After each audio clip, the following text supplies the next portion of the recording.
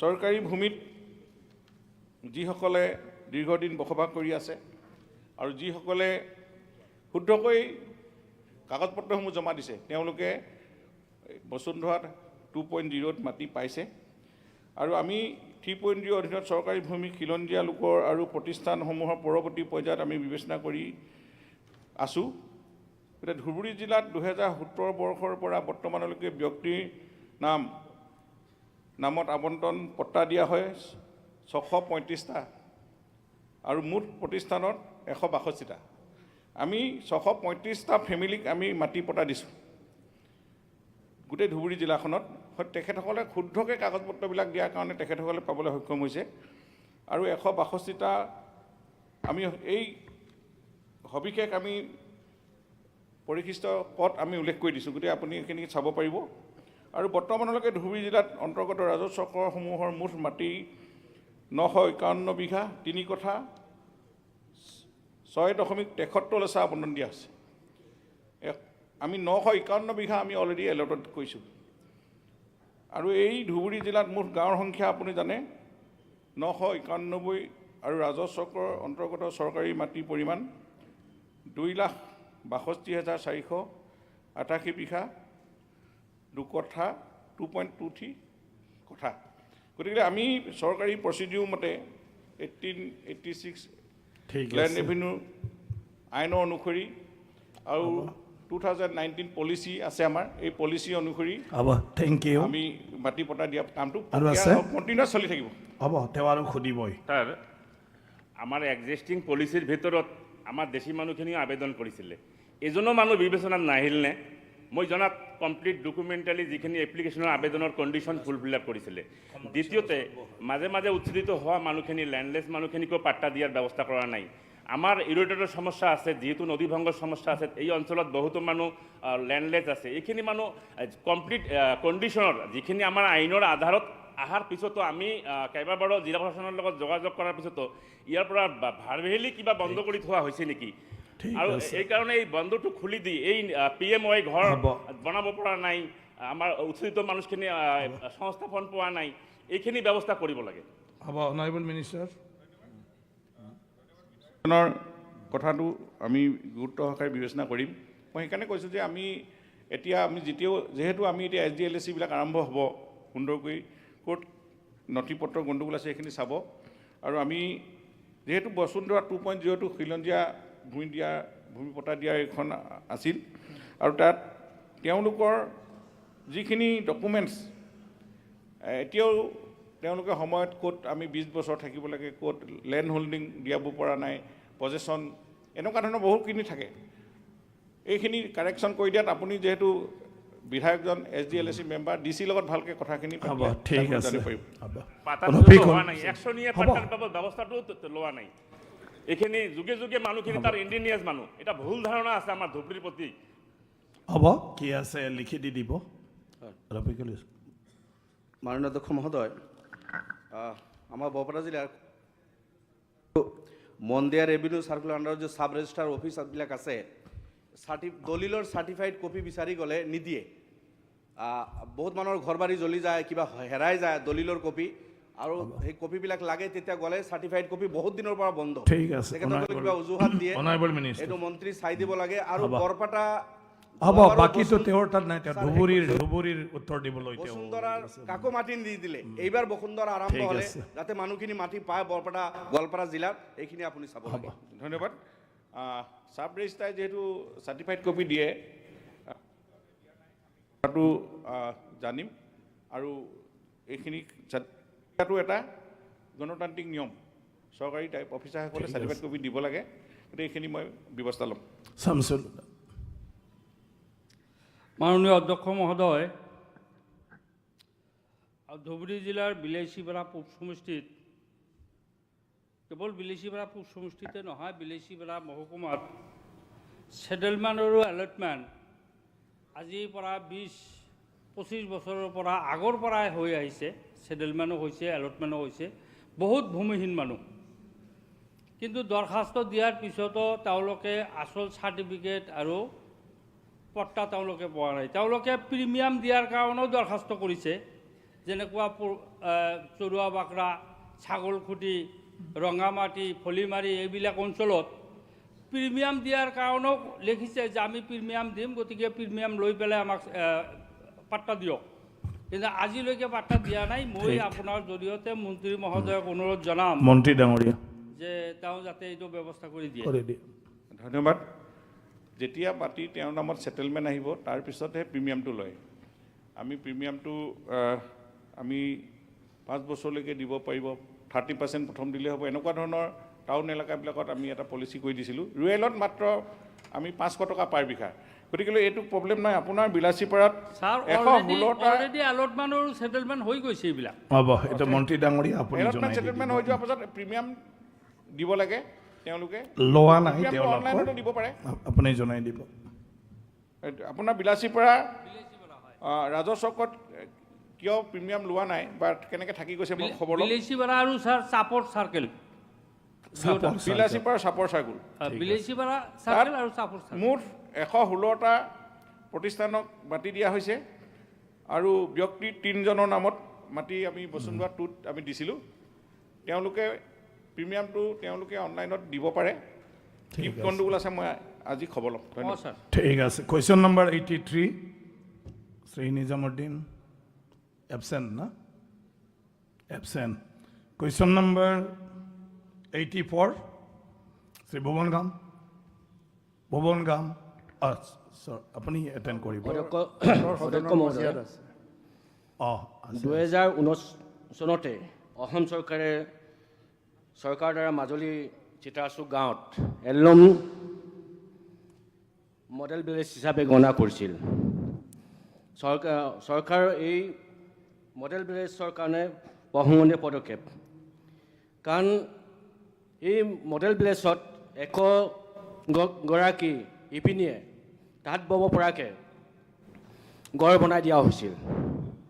এই গড়বোৰ আজি পৰ্যন্ত কোনো ডিপাৰ্টমেণ্টে একো দায়িত্ব নোলোৱাৰ কাৰণে গাঁৱৰ মানুহবোৰ যিটো দেখিছোঁ এতিয়া, এই গড়ত কিছুমানে গাহৰি ফাৰ্ম খুলিছে, কিছুমানে ছাগলী ফাৰ্ম খুলিছে, কিছুমানে মুৰ্গী ফাৰ্ম খুলিছে, কিছুমানে ধান ভৰাই থৈছে, তেনেকুৱা অৱস্থা হৈ আছে। এই পদক্ষেপটো যদি লয় আমাৰ মহিলাৰ কাৰণে, বিশেষকৈ আমাৰ মিচিং মহিলাৰ কাৰণে যথেষ্ট উপকৃত হয়। কাৰণ আমাৰ কিছুমান মিচিং মহিলাবোৰ কি হয়, তাঁত বৈ কিছুমান জীৱন নিৰ্বাহ কৰি থাকে। এই প্ৰকল্পটো যদি সোনকালে পদক্ষেপ ল'লে ভাল হ'ব। আৰু মই বিভাগীয় মন্ত্ৰীৰ পৰা জানিব বিচাৰিছোঁ, 2019 চনত অসম চৰকাৰৰ দ্বাৰা মাজুলী চিতাচুক গাঁৱত প্ৰদান কৰা এলম মডেল ভিলেজ প্ৰকল্পটোৰ বাবে চৰকাৰে কিমান টকা আবণ্টন দিছিল? এই প্ৰকল্পটো সম্পূৰ্ণ কৰিবলৈ কেতিয়ালৈকে সময় সীমা নিৰ্ধাৰণ কৰা হৈছে আৰু নিৰ্ধাৰণৰ সময়ৰ ভিতৰত কিয় প্ৰকল্পটো কাম সম্পূৰ্ণ হৈ নুঠিল? এই প্ৰকল্পটোৰ জৰিয়তে গাঁওখনত 100 গৰাকী মহিলাক লাভান্বিত আৰু স্বাৱলম্বী কৰি তুলিবৰ কাৰণে প্ৰত্যেক গৰাকী অলৰেডি উত্তৰ দিছে। সেইটো যদি ছাপ্লিমেণ্টাৰী আছে আপুনি সোধক। কিবা আছে এডিশ্যনেল আপোনাৰ জানিবলগীয়া আছে? নাই, জানিবলগীয়াটো এই প্ৰকল্পটো কেতিয়া কমপ্লিট কৰিব পৰা যাব, ঠিক আছে, এইটো মই জানিব বিচাৰিছোঁ। হ'ব। অধ্যক্ষ মহোদয়, আজি সন্মানীয় সদস্য ব্যক্তি মাজুলী বৰুণ চিতাচুক গাঁৱৰ হেণ্ডলুম মডেল ভিলেজৰ ওপৰত এটা প্ৰশ্ন আনিছে। 2019 চনত এই আধাৰশিলা স্থাপন কৰা হৈছিল। তেখেতে জানিব বিচাৰিছে কিমান টকা মঞ্জুৰি আছে। 832.65 লাখ টকাৰ প্ৰশাসনীয় এডমিনিষ্ট্ৰেটিভ এপ্ৰুভেলটো অলৰেডি দিয়া হৈছে আৰু তাৰে 199.93 লাখ টকাৰ ভিতৰত মাজুলীৰ চিতাদাৰ গাঁৱৰ বাবে 99.95 লাখ টকা আৰু মৰাণৰ তেলীয়া পথাৰৰ বাবে 99.98 লাখ টকা এইটো মঞ্জুৰি দিয়া হৈছে। এই হেণ্ডলুম মডেল ভিলেজটো আজিলৈকে ৰূপায়ণ নোহোৱাৰ কেইবাটাও কাৰণ আছে। এটা হ'ল যে ইয়াত ছেমি অট'মেটিক তাঁতশাল দিয়া হৈছিল আৰু তাত কাৰিকৰী বহুতখিনি অসুবিধা আহিছে আৰু অসমত ছেমি অট'মেটিক তাঁতশাল চলাবৰ কাৰণে এক্সপাৰ্ট মানুহৰ অভাৱ। দ্বিতীয় কথা, আৰ্টফেডে কিছু বিত্তীয় খেলিমেলি সেই সময়ত আহিছিল। বহুত এটা বিত্তীয় সংকটত আঁটপেট ভুগিছিলে আৰু তাৰ কাৰণে সেই বিত্তীয় মানে খেলি মেলিৰ কাৰণে এটা তদন্তও দিয়া হৈছিল আৰু আজি বিভাগৰ পৰা এক্সপাৰ্ট কমিটি দি পেলাই এই ৰিপৰ্টটো আমি প্ৰিপেয়াৰ কৰিব দিছোঁ এতিয়া আপোনাক জনাবলৈ পাই মই সুখী হ'ম যে এক্সপাৰ্ট কমিটিয়ে হেণ্ডলুম মডেল ভিলেজটো সোনকালে ৰূপায়ণ কৰিবৰ কাৰণে এটা প্ৰতিবেদন দিছে এই মৰ্মে বিভাগে এই হেণ্ডলুম মডেল ভিলেজটো সোনকালে আমি সম্পূৰ্ণ কৰিবৰ কাৰণে হাতত লৈছোঁ এইটো সম্পূৰ্ণ কৰা হ'ব এইটো আমাৰ বিভাগৰ তৰফৰ পৰা প্ৰতিশ্ৰুতি আপোনাক আজি দিছোঁ লগতে আজি এই হেণ্ডলুম মডেল ভিলেজৰ এৰিয়াতে মাজুলী সাংস্কৃতিক বিশ্ববিদ্যালয়ে তেজস্বিতা শিল্পশালা নামৰ সামূহিক সুবিধা প্ৰাপ্ত কেন্দ্ৰ এইটো এই সাংস্কৃতিক মহাবিদ্যালয়ে ব্যৱহাৰ কৰি আছে অৱশ্যে তেখেতসকলে প্ৰয়োজনত এইটো আমাকে এৰি দিব বুলি কৈছে তো মাজুলীৰ বাবে এটা ভাল খবৰ যে কেন্দ্ৰীয় চৰকাৰৰ অধীনস্থ অসম চৰকাৰৰ প্ৰচেষ্টাত ক্লাষ্টাৰ ডেভেলপমেণ্ট প্ৰগ্ৰাম ৰূপায়ণ কৰিবলৈ লোৱা হৈছে এই প্ৰকল্পৰ অধীনত 343 গৰাকী শিপিনীক সামৰি 1,95 লাখ টকা ধাৰ্য কৰা হৈছে ইয়াৰ ভিতৰত কেন্দ্ৰীয় চৰকাৰৰ অংশ 1,83.96 লাখ আৰু হিতাধিকাৰীৰ অংশ 11.4 লাখ এই আঁচনিৰ জৰিয়তে 34 গৰাকী শিপিনীক জেকাৰ্ট মেচিন 343 গৰাকীক ফ্ৰেম লুম 8 গৰাকীক ৱাৰ্পিং মেচিন আৰু 33 গৰাকীক ৱাৰ্ক ছেট দিয়াৰ ব্যৱস্থা কৰা হৈছে আৰু এইটো মাজুলীবাসীৰ শিপিনীসকলৰ কাৰণে খুব ভাল খবৰ বিধায়ক মহোদয়ে নিশ্চয় তাৰ কাৰণে বিভাগক ধন্যবাদ দিব যে আমি ক্লাষ্টাৰ ডেভেলপমেণ্ট প্ৰগ্ৰাম ৰূপায়ণ কৰিবলৈ গৈ আছে আৰু আপুনি যেটো প্ৰশ্ন কৰি আছে এই প্ৰশ্নৰ উত্তৰটো হ'ল যে বিভাগে এতিয়া এই মডেল ভিলেজটো সম্পূৰ্ণ কৰিবৰ কাৰণে এতিয়া সিদ্ধান্ত লৈছোঁ আৰু আমি তাৰ কাৰণে কাম কৰিম ধন্যবাদ এতিয়া নেক্সট কুৱেশ্যন শ্ৰী আসিফ আপুনি ক'ব এটা মাজুলীৰ মাজুলী আৰু মাটি দুইটা মিলাই পেলাই কৈছে মাননীয় অধ্যক্ষ মহোদয় মই আপোনাৰ জৰিয়তে মন্ত্ৰী মহোদয়ক সুধিব খুজিছোঁ যে আমাৰ গোটেই অসমত হেণ্ডলুম টেক্সটাইলৰ নামত বহু হাজাৰ বিঘা মাটি আছে বিভিন্ন জেগাত আপুনি চাব যেতিয়া আপুনি ৰাস্তা এটাতে গৈ থাকে তেতিয়া এডোখৰ জেগাৰ নাম চাব জেগাডোখৰ নাম কি হ'ল চুমনি বাছ ষ্টপেজটো চুমনি নহ'লে ক'ৰবাত প্ৰজেক্ট এনেকুৱা হাজাৰ বিঘা মাটি আছে আগতে কি হৈছিলে তাত এটা এখন ফেঞ্চিং দিয়া আছিলে সেই ফেঞ্চিংবিলাক এতিয়া নাইকিয়া হ'ল আৰু এই মাটিবিলাক প্ৰায় মানুহে বেদখল কৰিছে সেইকাৰণে মই আজি মন্ত্ৰী মহোদয়ৰ পৰা জানিব বিচাৰিছোঁ যে আপোনালোকৰ এছেট ৰেজিষ্টাৰ আছেনে নাই এই মাটিবিলাকৰ আপোনালোকৰ হিচাপ আছে নাই যদি হিচাপ নাই আপোনালোকে তেতিয়াহ'লে এটা হিচাপ উলিয়াওক আৰু যদি আপোনালোকে মাটিখিনি চম্ভালিব পৰা নাই মই ভাবিছোঁ গভৰ্ণমেণ্টক চাৰেণ্ডাৰ কৰক ৰেভিনিউ ডিপাৰ্টমেণ্টে ৰিলিংকুইজ কৰি সেই মাটিখিনি অন্য কামত ব্যৱহাৰ কৰিব পৰা দিয়াৰ ব্যৱস্থা মন্ত্ৰী মহোদয় কৰিব নেকি এইটোৱেই হ'ল মোৰ প্ৰশ্ন অনাৰেবল মিনিষ্টাৰ অধ্যক্ষ মহোদয় আজি যেটো পৰিপূৰক সাপ্লিমেণ্টাৰী কুৱেশ্যন আমাৰ সন্মানীয় বিধায়কে আনিছে এইটো মই ভাল পাইছোঁ যে এইটো ক'বলৈ সুযোগ পাইছোঁ আপুনি কোৱাৰ দৰে ডিপাৰ্টমেণ্টৰ অধীনত থকা মাটি এডোখৰ মাটি কাৰোবাক চাৰেণ্ডাৰ কৰাৰ ইচ্ছা নাই এইটো গোটেইকেইটা মাটি আমি ৰিকভাৰ কৰিম অসমত মুঠ 204খন ৰেচম বিভাগৰ নিজা ফাৰ্ম আছে এই 204খন নিজা ফাৰ্মৰ মাটিকালি হ'ল 2,495.44 হেক্টৰ খালী মাটি আছিলে ইয়াৰ ভিতৰত আমাৰ যেটো প্লেণ্টেশ্যন এৰিয়া প্ৰায় 1,424.21 হেক্টৰ আছিল তেতিয়া প্ৰায় 1,000তকৈ অধিক মাটি খালী আছিল তেতিয়া মই এই সময়ৰ পৰা বিভাগত দায়িত্ব লৈছোঁ ইয়াৰ ফোনত যথেষ্ট মই পৰ্যালোচনা কৰি পেলাই আজি সেইটো কেনেকৈ আকৌ ৰিপ্লেণ্টেশ্যনত যাব লাগে গভৰ্ণমেণ্ট যদি কিবা কাৰণত আমাৰ পৰা মাটি বিচাৰে আমি না কৰা নাই আজি ইউনিভাৰ্চিটিৰ কাৰণে মাটি দিছোঁ কিন্তু ইন জেনেৰেলভাৱে মাটিটো চাৰেণ্ডাৰ কৰাৰ কোনো প্ৰশ্নই নাহে এতিয়া এই 3 বছৰত আমি চেষ্টা কৰি পেলাই MGNREGA কনভাৰ্জেঞ্চত কাম কৰি প্ৰায় 432.5 29 হেক্টৰ মাটিত ৰেচম ফুলৰ খাদ্য উপযোগী গছ গছনি ৰোপণ কৰিবলৈ সক্ষম হৈছোঁ। এই পৰ্যায়ক্ৰমে এনেকৈ আমি আগবাঢ়ি যাম আৰু এই ক্ষেত্ৰত পঞ্চায়ত আৰু গ্ৰাম্য উন্নয়ন বিভাগে MGNREGA আঁচনিৰ জৰিয়তে প্ৰত্যেকখন জিলাতে মহকুমাত ৰেচম বিভাগৰ ফাৰ্মসমূহ নিৰ্বাচিত কৰিছে। আনহাতে 3 কোটি ব্যয় সাপেক্ষে 30খন নাৰ্চাৰী বৃহৎ ফাৰ্মসমূহত স্থাপন কৰিবলৈ আমি বৰ্তমান বিভাগে পদক্ষেপ লৈছে। এই নাৰ্চাৰীৰ পৰা চৰকাৰী আৰু বেচৰকাৰী ফাৰ্মসমূহত ন্যূনতম মূল্যত পুলি যোগান ধৰা হ'ব আৰু এইখিনি পদক্ষেপ আমি লৈছোঁ। আৰু ফেন্সিঙৰ যিটো প্ৰব্লেম সেইটো অৱশ্যে মই ক'ব লাগিব যে যিটো এটা কনক্ৰিট ফেন্সিং বা বাউণ্ডেৰী সেইটো দিবৰ কাৰণে বিভাগৰ হাতত ইমান পইচা নাই, কিন্তু গ্ৰীণ ফেন্সিঙৰ ব্যৱস্থা বহুতখিনি ফাৰ্মত আমি চেষ্টা চলাই আছোঁ।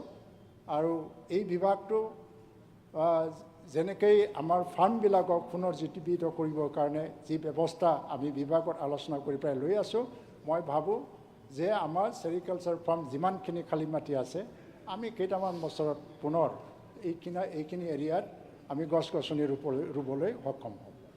ধন্যবাদ। এছেট ৰেজিষ্টাৰখনৰ কথা কৈছোঁ মই যে আপোনাক সম্পত্তিৰ হিচাপ এটা থাকিব লাগে প্ৰত্যেক ডিপাৰ্টমেণ্টত। এই এছেট ৰেজিষ্টাৰটো যদি নাই এই বনোৱাৰ কাৰণে ব্যৱস্থা ল'ব লাগে। ঠিক এছেট আছে। ৰেজিষ্টাৰ অলৰেডি আছে, তাৰ মানে প্ৰক্ৰিয়াও চলি আছে। ধন্যবাদ। Question number 85, doctor Asif, honourable minister. Question number 85। অধ্যক্ষ মহোদয়, উত্তৰ সদনৰ মজিয়াত দাখিল কৰা আছে। ছাপ্লিমেণ্টাৰী। ছাৰ, উত্তৰটো পাইছোঁ, কিন্তু মই সুধিব বিচাৰিছোঁ যে মেঘালয় বা নাগালেণ্ডৰ পৰা যিবোৰ গাড়ী অসমলৈ আহে সেইবোৰ গাড়ীয়ে কি নথি পত্ৰ দিব লাগে? মেঘালয় বা নাগালেণ্ডৰ পৰা যিবোৰ গাড়ী অসমত প্ৰৱেশ কৰে, অসমত প্ৰৱেশ কৰিবলৈ সেইবোৰ গাড়ীয়ে কি নথি পত্ৰ দিব লাগে কয়লাৰ গাড়ীয়ে? Honourable minister.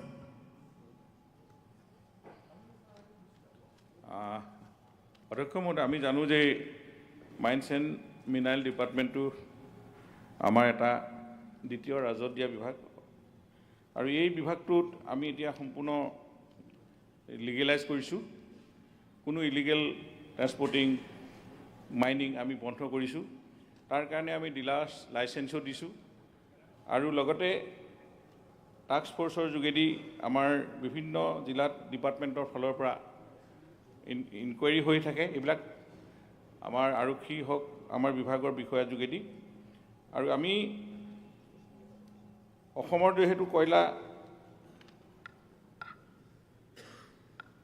নাই, বিশেষকৈ মেঘালয় আৰু নাগালেণ্ডৰ পৰা সৰবৰাহ হয়। আমি আপোনাক এখন তথ্যও দিছোঁ ইয়াত। গতিকে ট্ৰান্সপৰ্টিঙৰ ৰোড টেক্স বা তেওঁলোকৰ গাড়ী যিবিলাক নথি পত্ৰ থাকিব লাগে সেইখিনি দ্বিতীয় এইবিলাক চাবই আৰু সেইবিলাক কাগজ পত্ৰ থাকিব আৰু কোনো ধৰণৰ বেলেগ দিব নালাগে। কিন্তু আমি IGST যেতিয়া আজি বেলেগ এখন ষ্টেটৰ পৰা বেলেগ এখন ষ্টেটলৈ আহে আমি সেই টেক্সটো দিব লাগিব। সেইটো সুপ্ৰিম কোৰ্টৰ অৰ্ডাৰ, প্ৰতিখন ষ্টেটে পায় সেইটো IGST যিটো দিব লাগে সেইটো খালি তেওঁলোকে দিব লাগিব। আমাৰ ইয়াত আমি সেই IGSTৰ জৰিয়তে integrated goods and services tax সেইটো দিব লাগে। তাৰ জৰিয়তে আমি বৰ্তমানলৈকে 103,97,75,882 টকা আমি সংগ্ৰহ কৰিছোঁ ইয়াৰ জৰিয়তে। গতিকে এইটো লিগেল হৈছে সম্পূৰ্ণ। আপোনালোকে জানে যদি এটা তথ্য চায়, ইয়াত যোৱা বৰ্ষসমূহত যেনেধৰণে ট্ৰেন্সপৰ্টিং হৈছে 2021-22 মেঘালয়ৰ পৰা 1,61,910 টন মেট্ৰিক টন আৰু নাগালেণ্ডৰ পৰা 2,51,467 মেট্ৰিক টন আৰু 22-23ত 3,41,806 মেট্ৰিক টন আৰু নাগালেণ্ডৰ পৰা 2,34,238 মেট্ৰিক টন। কিন্তু যোৱা 23-24 বৰ্ষত মেঘালয়ৰ পৰা জিৰ', কোনো 1 টনো কয়লা সৰবৰাহ হোৱা নাই। আৰু নাগালেণ্ডৰ পৰা একেবাৰে কমি গ'ল। নাগালেণ্ডৰ ভুল তথ্য। এটা শুদ্ধ নহয় বহকচোন, নহয় পিছত নহয় ক'ব। শুদ্ধ নহয় আপুনি আপোনাৰ তথ্যটো কওক। ডেইলি ছ গাড়ী আপোনাৰ মেঘালয় তথ্য মুখেদি ক'লে নহ'ব না, আপুনি বহকচোন। মন্ত্ৰীয়ে কৈ আছে, এই বিভাগৰ মন্ত্ৰীয়ে কৈ তথ্য আছে, মই কৈছোঁ। কথাটো কওক মন্ত্ৰীয়ে কৈ বিভাগৰ আছে, তথ্যমতে কৈছোঁ। পাৰ গাড়ী 1,15,000 কোটি টকা লয় নাই এইটো মন্ত্ৰীয়ে কৈ আছে আপোনাক। টকাটো ক'ত যায় ইয়াত কোনো ধৰণৰ এনেকুৱা ধৰণৰ নাই। ইয়াত যি IGST যি দিব লাগে হাজাৰ। গভৰ্ণমেণ্টক, আৰু ইয়াত প্লিজ মিনিষ্টাৰী ৰিপ্লাই দি আছে, ইয়াত ৰিপ্লাই মিনিষ্টাৰী দিব। লাইচেঞ্চ হোল্ডাৰসকলে এটা লিগেলি ষ্টক কৰিব পাৰিব আৰু ষ্টকৰ পৰা চেল কৰিব পাৰিব। আমি অসমত এতিয়ালৈকে এনেকুৱা ধৰণৰ লাইচেঞ্চ দিয়া 132 জনক আমি লাইচেঞ্চ দিয়া আছে, আৰু এই 132 জনৰ লাইচেঞ্চৰ তেওঁলোকৰ লাইচেঞ্চ ফিজ বা ৰিনুৱেল, এই লাইচেঞ্চ ফিজ আৰু ৰিনুৱেলৰ বাবদ আমি 19,15,200 টকা আমাৰ ডিপাৰ্টমেণ্টত আমি ইয়াত লাইচেঞ্চ ফিজ সংগ্ৰহ কৰিছোঁ। গতিকেলৈ ইয়াত কোনো ঠিক আছে। ধৰণৰ ইলিগেল নাই, লিগেলি ঠিক আছে, তেওঁৰ কুৱেশ্যনটো আছিলে বাহিৰৰ পৰা অহা গাড়ীখনৰ পৰা কিবা হয়, লয়, কোনো আপুনি দি ধৰণৰ দিলে আপত্তি দিয়া নাই। হৈ গ'ল। এইটো মই ঠিক আছে, আসিফ আৰু আছে মই না কৈছোঁ না, আপোনাৰ হাতত একো তথ্য নাই নহয়। আসিফ কিবা আছে, হৈ গ'ল, ঠিক আছে। তো নেক্সট শিৱামণি, মানে আপুনি কি ক'ব খুজিছে? কিবা যদি আছে তথ্য আপুনি দিয়ক, আপোনাৰ আছে কিবা, আপুনি স্পেচিফিক 1,15,000 হাতত ক'ত? প্ৰত্যেকখন গাড়ী লোৱা হয় আপুনি লয় না কোনে লয়? গাড়ীত কমে কম 200-300 গাড়ী তেওঁৰ প্ৰত্যেক অফিচাৰে লয়, তেওঁ জনাই দি দিলে। এতিয়ালৈ কোনো GST নলয়, তাৰ অনাৰেবল মেম্বাৰ, টেক্স নলয়। অনাৰেবল মেম্বাৰ, কিবা যদি তথ্য আছে আপুনি ভালকৈ সোধক যে এনেকুৱা লোৱা মই হয়। ভালকে ভাষা সুধি আছো। দেখুৱাওক।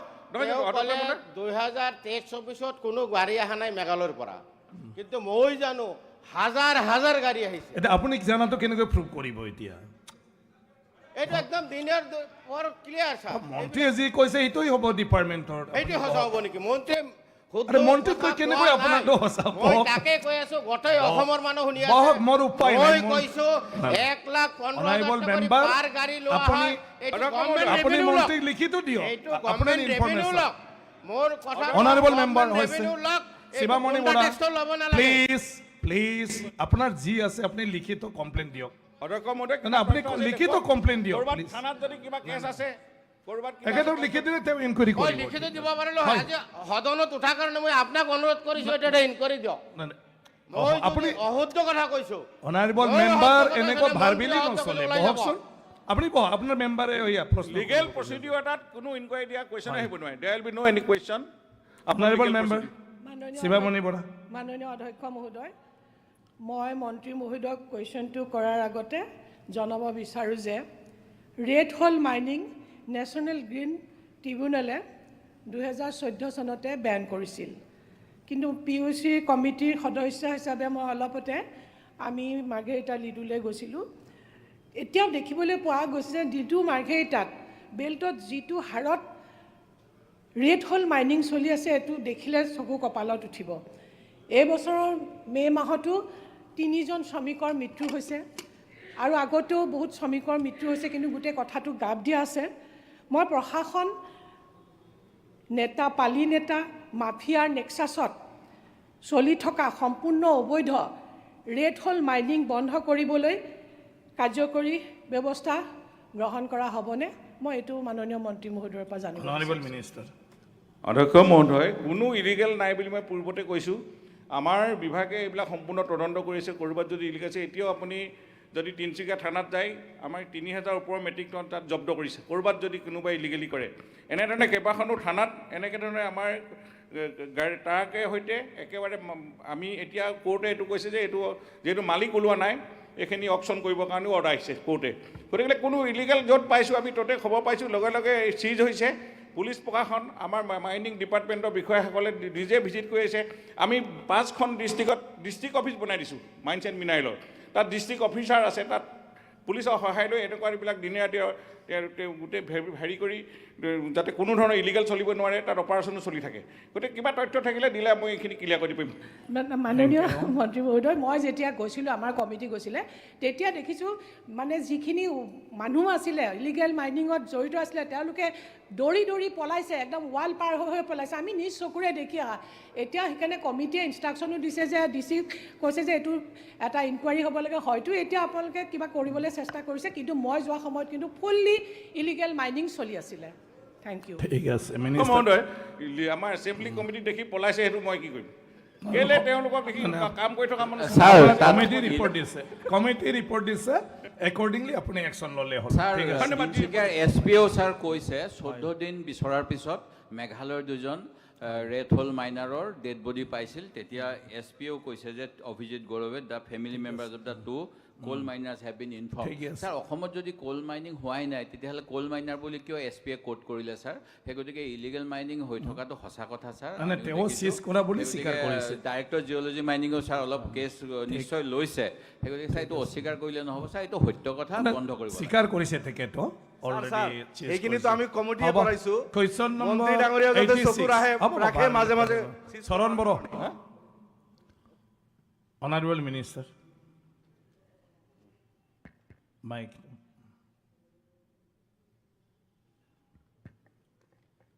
মন্ত্ৰী ডাঙৰীয়াৰ এনচাৰটো পাই ভালে লাগিল।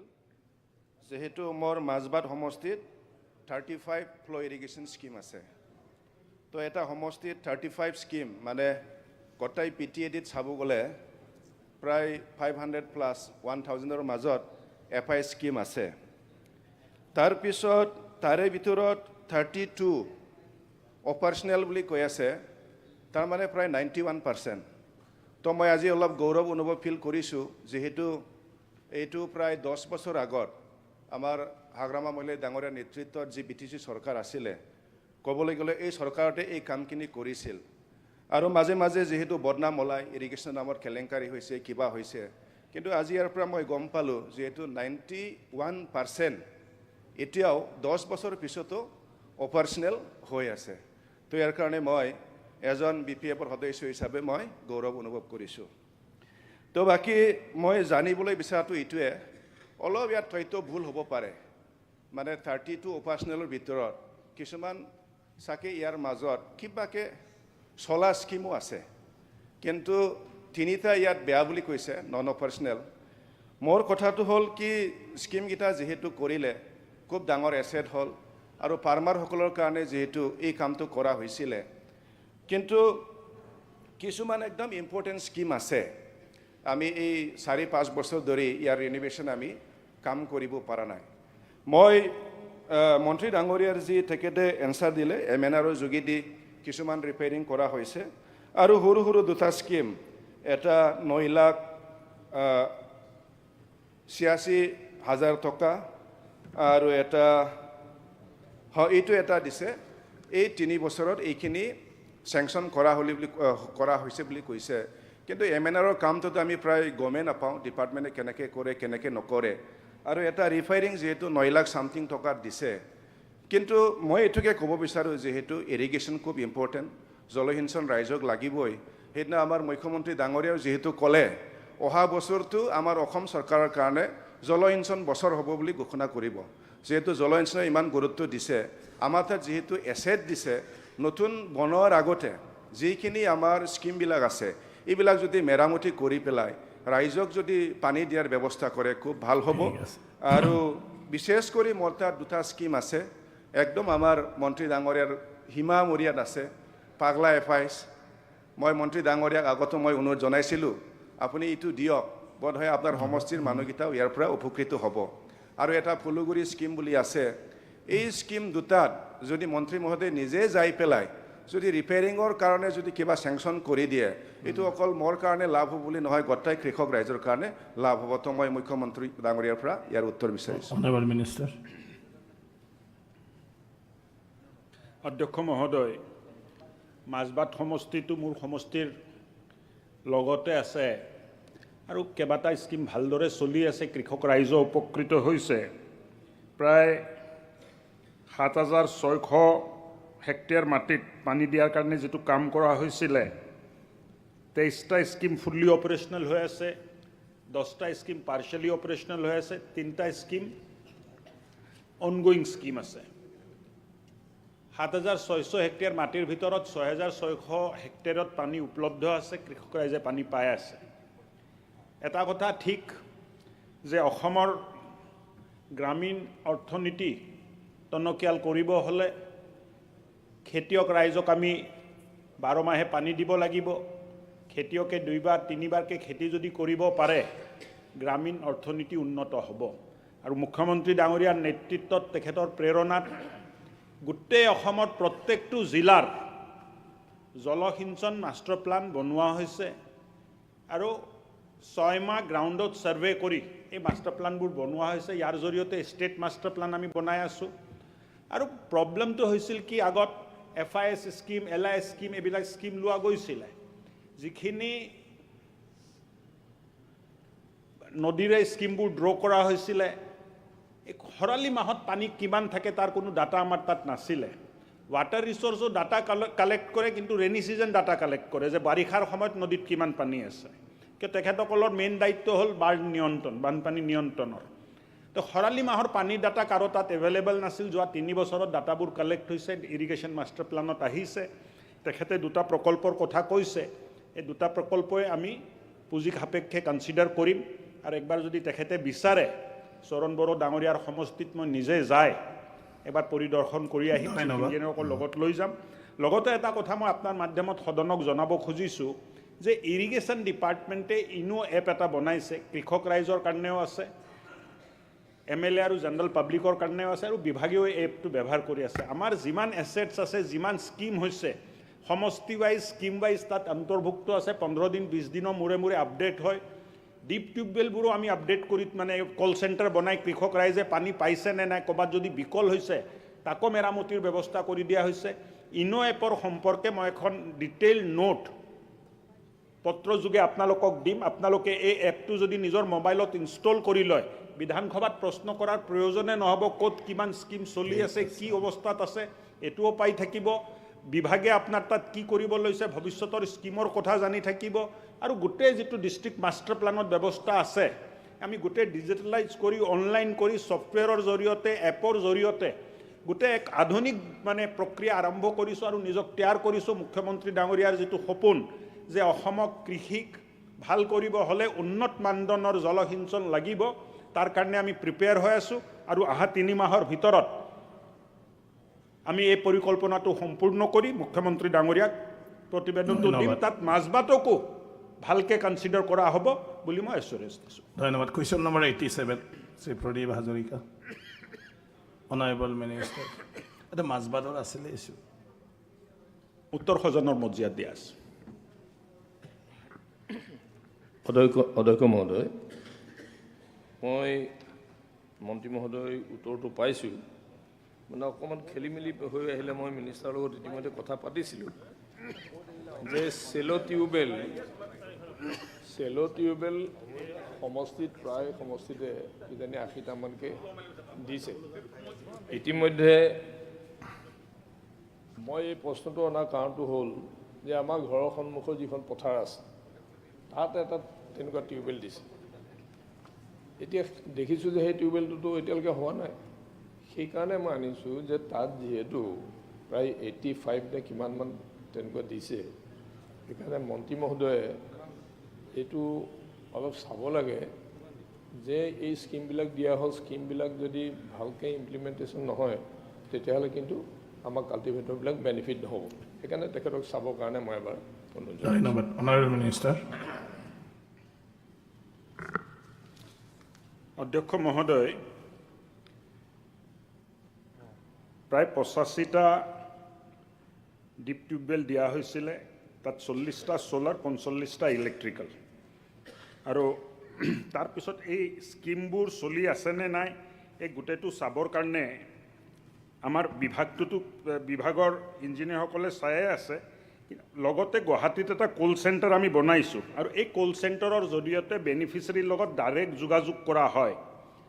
আৰু জানুৱাৰী 2024 পৰা 8 জুলাই 2024 29,840 জন বেনিফিচিয়াৰীৰ লগত যোগাযোগ কৰা হৈছে। আৰু আমাৰ কল চেণ্টাৰত প্ৰায় 4,660 জন বেনিফিচিয়াৰীয়ে কল কৰি কমপ্লেইনটো দিছে আৰু কমপ্লেইন দিয়াৰ পিছত মই যিটো ইনো এপ ক'লোঁ এই কমপ্লেইনবোৰ ইনো এপত আপলোড কৰা হয় আপলোড কৰাৰ পিছত যেতিয়া ভাল কৰে তেতিয়া এই ফটোটো দি মানে আপলোড কৰিব লাগে যে মই ভাল কৰিছোঁ তেতিয়াহে কমপ্লেইনটো ক্লোজ হয় চ' ব্যৱস্থা লোৱা হৈছে স্পেচিফিক যদি কিবা আছে দাদাই যদি মোক দিয়ে মই অতি শীঘ্ৰে এইটো ঠিক কৰাই দিয়াৰ ব্যৱস্থা হাতত ল'ম ধন্যবাদ কুৱেশ্যন নম্বৰ 88 শ্ৰী আব্দুৰ ৰহিম নাই তেখেতৰ স্পেচিফিক সমষ্টিৰ কথা তথ্য নাথাকে মন্ত্ৰীৰ হাতত নাই নালাগে হৈছে আৰু নহয় তথ্যটো হাতত নাথাকে এক মিনিট মোক সুধিব দিয়ক অধ্যক্ষ মহোদয় মই মাননীয় মন্ত্ৰী মহোদয়ৰ পৰা এটা কথা সুধিব খুজিছোঁ যে যিটো MDTW medium deep tubewell solar এইটো এটা খুব ভাল স্কিম সকলো অসমত যিখিনি কৰি আছে খুব ভাল হৈ আছে মই এতিয়া মন্ত্ৰী মহোদয়ৰ পৰা মই জানিব বিচাৰিছোঁ গোটেই অসমৰ প্ৰত্যেকজন বিধায়কৰ তাত যেতিয়া এগ্ৰিকালচাৰ লেণ্ডবিলাকৰ কাৰণে ছ'লাৰ ডিপ টিউবৱেল দিয়াৰ ব্যৱস্থা কৰিব নেকি মন্ত্ৰী মহোদয়ৰ পৰা জানিব বিচাৰিছোঁ অনাৰেবল মিনিষ্টাৰ আমাৰ ডিব্ৰুগড়ৰ সন্মানীয় বিধায়কে খুব ভাল প্ৰশ্ন এটা সদনৰ মজিয়াত উত্থাপন কৰিলে আৰু মই উত্তৰ দিয়াৰ সুযোগ পাম এই স্কিমবোৰ ছাকচেছ হৈছে অধ্যক্ষ মহোদয় আৰু এই স্কিমৰ জৰিয়তে কৃষক উপকৃত হৈছে কিন্তু কেন্দ্ৰ চৰকাৰে এটা সিদ্ধান্ত ল'লে যে গ্ৰাউণ্ড ৱাটাৰ এক্সট্ৰেকশ্যনটো আমি বন্ধ কৰিব লাগে যে ভূগৰ্ভৰ পৰা পানী আমি ওলাব নালাগে তেনেকুৱা এটা কথা ক'লে কিন্তু আমি লাগি আছোঁ আমাৰ ক্ষুদ্ৰ চাহ খেতিয়কক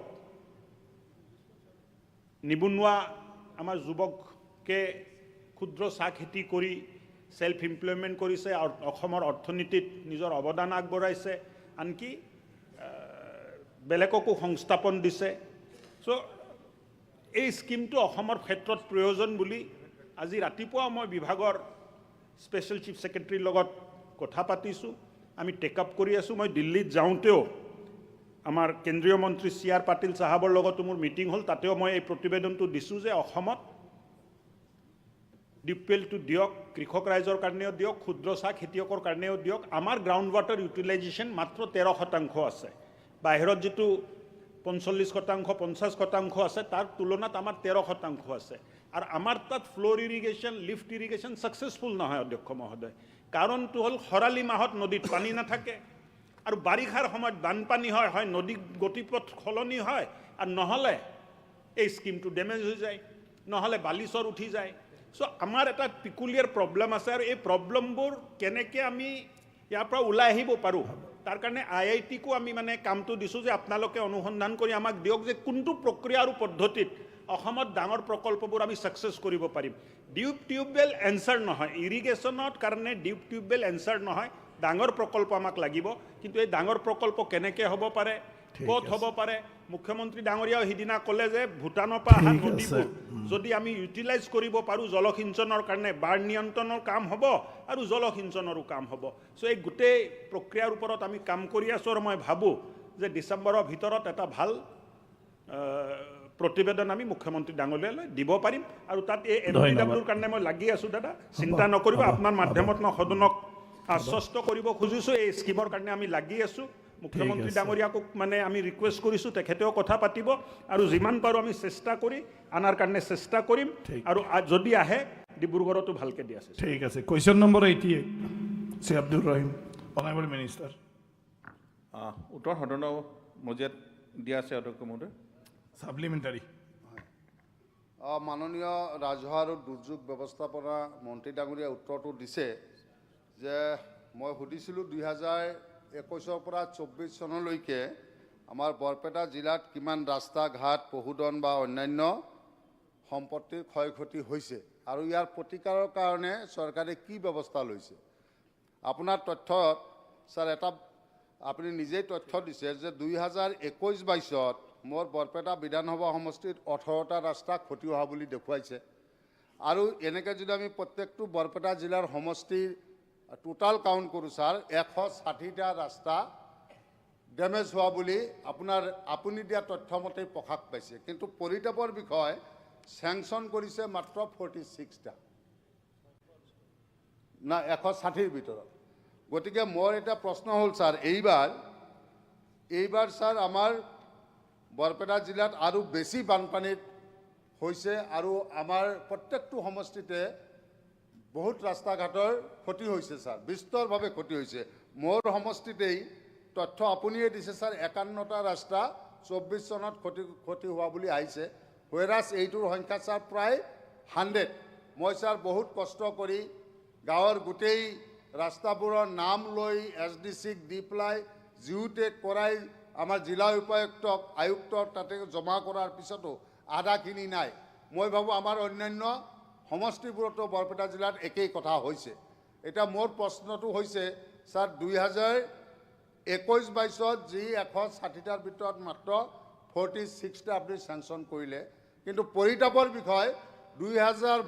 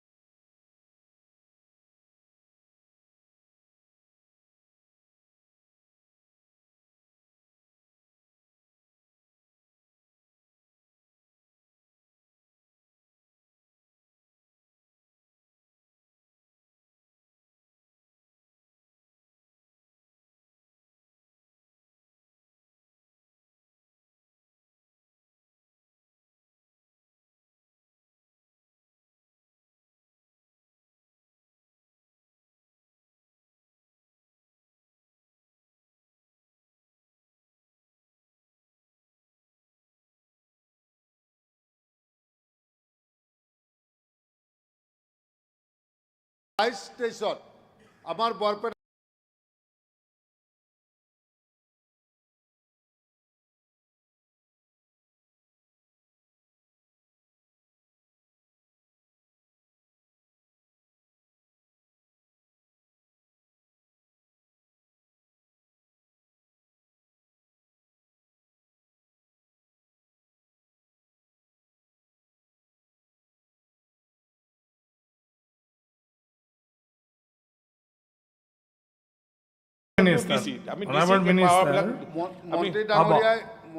হ'ব সেকেন্ড সাপ্লিমেন্টাৰি কৰি আছে আপুনি।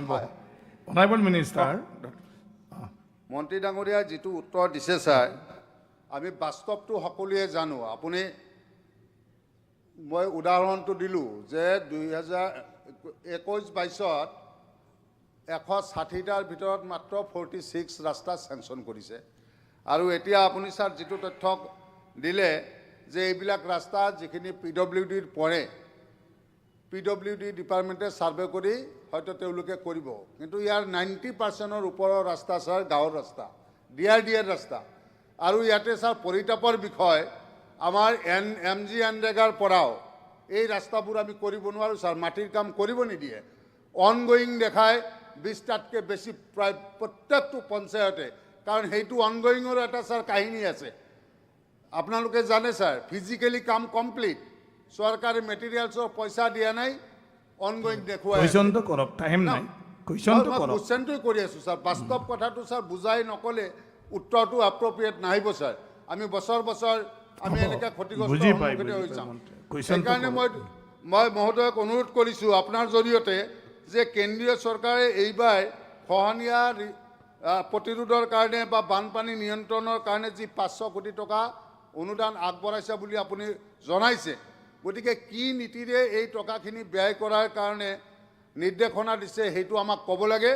আৰু আমাৰ জিলাত মই কেৱল আমাৰ বৰপেটা জিলা কোৱা নাই, গোটেই অসমৰে এই বানপানীত ক্ষয় ক্ষতি হোৱা ৰাস্তা ঘাট এইবিলাকৰ DRD হওক PWD হওক এই ডিপাৰ্টমেণ্টে এইখিনি কাম অতি সোনকালে Honorable Minister. মই আপোনাৰ জৰিয়তে মই মন্ত্ৰী ডাঙৰীয়াক অধ্যক্ষ মহোদয়, কোৱেশ্যন কৰিছোঁ। আমাৰ যি 500 কোটি টকাৰ প্ৰপ'জেল আহিছে এইখিনি ইৰ'শ্যন এফেক্টেডৰ কাৰণে আমি যিখিনি ইৰ'শ্যন এফেক্টেড পিপুল বহুদিনৰ পৰা তেওঁলোকৰ ঘৰ দুৱাৰ নাই, য'ত ত'ত থাকিবলগীয়া হৈছে, তেওঁলোকৰ আমি ইতিমধ্যে DC-বিলাকৰ পৰা ৰিপৰ্ট বিচাৰিছোঁ কোন জিলাত কিমান এনেকুৱা ধৰণৰ পিপুল আছে, পৰিয়াল আছে, ফেমিলি, আৰু তাৰ ওপৰত আমি এটা প্ৰপ'জেল আমি কেন্দ্ৰীয় চৰকাৰক দি যদি এপ্ৰুভ কৰে আমি লগে লগে আমি এইখিনি আমি ডিষ্ট্ৰিক্ট ৱাইজ এলট কৰিব পাৰিম। গতিকেলৈ এতিয়া DC-বিলাকৰ হাতত এই তথ্যসমূহ আমি যিমান সোনকালে আমাৰ হাতলৈ আহে আমি সিমান সোনকালে প্ৰপ'জেলটো আমি কেন্দ্ৰীয় চৰকাৰলৈ পঠিয়াব পাৰিম। আৰু এই 500 কোটি টকা আমি স্পেচিয়েলি কিন্তু এইটো ইৰ'শ্যন এফেক্টেড পিপুলক ৰিহেবিলিটেশ্যনৰ কাৰণে, পুনৰ সংস্থাপনৰ কাৰণেহে এইটো খৰচ কৰিবৰ কাৰণে কেন্দ্ৰীয় চৰকাৰে এটা আমাৰ ষ্টেট ৰাস্তাখিনি কি কৰিব ছাৰ? DRD ৰাস্তাখিনি কি কৰিব ছাৰ? সেইটো কাৰণ আমি পঞ্চায়তৰ পৰা কৰিব নোৱাৰা হৈছোঁ ছাৰ। আমি SDRF নৰ্মছৰ মতে আমাৰ DC-বিলাকক কিমান ৰাস্তা ডেমেজ হৈছে মাইনৰ ৰিপেয়াৰিঙৰ কাৰণেহে আমি দিব পাৰোঁ। কমপ্লিট কনষ্ট্ৰাকশ্যনৰ কাৰণে আমাৰ SDRF নৰ্মছত নাই। মাইনৰ ৰিপেয়াৰিং আমি পাৰ কিলোমিটাৰ এনেকৈ 60,000 এইটো দিয়াৰ এটা আছে, যেনেকৈ আহে আমি সেনেকৈ দি দিম। এই DC-ৰ পৰা প্ৰপ'জেলখিনি ইতিমধ্যে ছাৰ ৰিপেয়াৰিঙৰ কাৰণেই দিয়ক, ৰিপেয়াৰিঙৰ কাৰণে ৰিপেয়াৰিঙৰ কাৰণেই দিয়ক। আমি ৰিপেয়াৰিঙৰ কাৰণে পইচা আমি যোৱা 21-22 টেষ্ট আমি দি আছোঁ, যিবিলাক 22 টেষ্টৰ আমাৰ জিলাত ড্ৰপ হৈছে ছাৰ। এটা স্কিমো আপুনি চেংচন দিয়া নাই 22 টেষ্ট অহা নাই। চেংচন DC-য়ে দিয়ে, নাই আমি দিয়া খালি ফাণ্ড ৰিলিজ কৰোঁ। ঠিক আছে। SDRF নৰ্মছত আমি সম্পূৰ্ণ DC ৰফিকুল ইছলাম, ৰফিকুল ইছলাম, আপুনি সাপ্লিমেণ্টাৰী মই কেতিয়াও কৰাই নাই। ৰফিকুল আপুনি মাননীয় মহোদয়, এইটো ক্ষতিগ্ৰস্ত ৰাস্তাৰ যিটো লিষ্ট দিছে, যোৱা 2 বছৰত মোৰ জনীয়া সমষ্টিতে 55 ৰাস্তা আছে আৰু এই বছৰ দিয়া নাই। জনিয়াৰ পৰা লেংটিচিঙালৈকে ষ্টেট হাইৱে দুয়োফালে ৰেন কাট হৈ ডাঙৰ ডাঙৰ গৰ্ত হৈ গৈছে, গাড়ীবিলাক যাব নোৱাৰে, বহুত এক্সিডেণ্টো হৈ আছে। তথাপিও এইবাৰ শূন্য ৰিপৰ্ট দিছে, এইবাৰ ক্ষতি হোৱা নাই বুলি কৈছে, অথচ ৰেন কাটত গোটেই ৰাস্তাটোৱে বিধ্বস্ত হৈ গৈছে আৰু বহু ৰাস্তা ক্ষতি হৈছে। এই 55 ৰাস্তাৰ ভিতৰত যোৱা বছৰ তেখেতসকলে 2-4টা ৰাস্তা চেংচন দেখালে 22-23ত, কিন্তু এডমিনিষ্ট্ৰেটিভ এপ্ৰুভেল নিদিলে সেইখিনি কাম, আৰু টেণ্ডাৰতো নগ'ল, কাম নহ'ল, ঠিক তেনেকৈ পৰি আছে। এইটো এটা কথা। দ্বিতীয়তে 60,000 টকা এক ডাম্পাৰ গিট্টিৰ দামে 20-30 হাজাৰ টকা লাগে। 60,000 টকা 1 কিলোমিটাৰ বিধ্বস্ত ৰাস্তা বানপানী ক্ষতি কৰা কোনো পধ্যেই ৰিপেয়াৰ কৰা সম্ভৱ নহয়। গতিকে মন্ত্ৰী মহোদয়ক মই আহ্বান জনাইছোঁ, আপুনি এইটো প্ৰপ'জাল দি বঢ়াওক। 5-10 লাখ নহ'লে 60,000 দি আপুনি কাম কৰিব নোৱাৰে। আৰু বছৰৰ কাম যদি বছৰে নকৰে, বছৰ বছৰ যদি এটা সমষ্টিত 50-60টা ৰাস্তা বিধ্বস্ত হয়, কিমান ক্ষতি হ'ব পাৰে, বেয়া অৱস্থা হ'ব পাৰে। গতিকে প্ৰত্যেক বছৰ যাতে এই কামখিনি কৰা হয় আৰু পইচা বঢ়াই সেই কামখিনি কৰাৰ ব্যৱস্থা কৰিব নোৱাৰে মন্ত্ৰী ডাঙৰীয়াই। Honourable minister. অধ্যক্ষ মহোদয়, মাননীয় বিধায়ক আশ্ৰাফুল্লাক জনাইছোঁ যে আমি কেন্দ্ৰীয় চৰকাৰৰ এই প্ৰপ'জেল আমি বাৰে বাৰে দি থাকোঁ, কিন্তু কেন্দ্ৰীয় চৰকাৰৰ যিটো NDRF গাইডলাইন, আমাৰ যোৱা 22 চনত এখন নতুনকৈ তেওঁলোকে চেংচন দিলে, অলপ ক'ৰবাত বঢ়াই দিছে, ক'ৰবাত কমাই দিছে, কিন্তু এইটো সম্পূৰ্ণ 26লৈকে এতিয়া আৰু তেওঁলোকে এমেণ্ডমেণ্ট কৰাৰ কোনো পলিচি লোৱা নাই বুলি চেণ্ট্ৰেল গভৰ্ণমেণ্টে কৈছে। কিন্তু আমি ষ্টেট গভৰ্ণমেণ্টৰ পৰা আমি এইখিনি প্ৰপ'জেল পঠাই আছোঁ, অলপ যাতে পইচাটো বঢ়াই দিয়ে। 60,000 টকাই মাইনৰ ৰিপেয়াৰিঙে কাৰণেহে এইটো নৰ্মছত আছে। আৰু ইতিমধ্যে মেজৰ যিবিলাক যদি ডিফেক্ট হৈছে ৰাস্তাবিলাক, এইটো PWD ডিপাৰ্টমেণ্টে কৰিব। এইটো আমাৰ মাননীয় মুখ্যমন্ত্ৰীয়ে ইতিমধ্যে PWD ডিপাৰ্টমেণ্টৰ পৰা ৰাস্তাবিলাকৰ নাম লৈ আছে, আৰু তেখেতে স্পেচিয়েলি এইটো চেংচন দি মেজৰ যিবিলাক এফেক্ট হৈছে সেইবিলাক কৰিম বুলি কৈছে মাননীয় মুখ্যমন্ত্ৰীত আমি কথা পাতিছোঁ। গতিকে এইখিনি কথা, কিন্তু SDRF নৰ্মছটো আমি এতিয়া ইয়াৰ পৰা সলনি কৰিব নোৱাৰোঁ।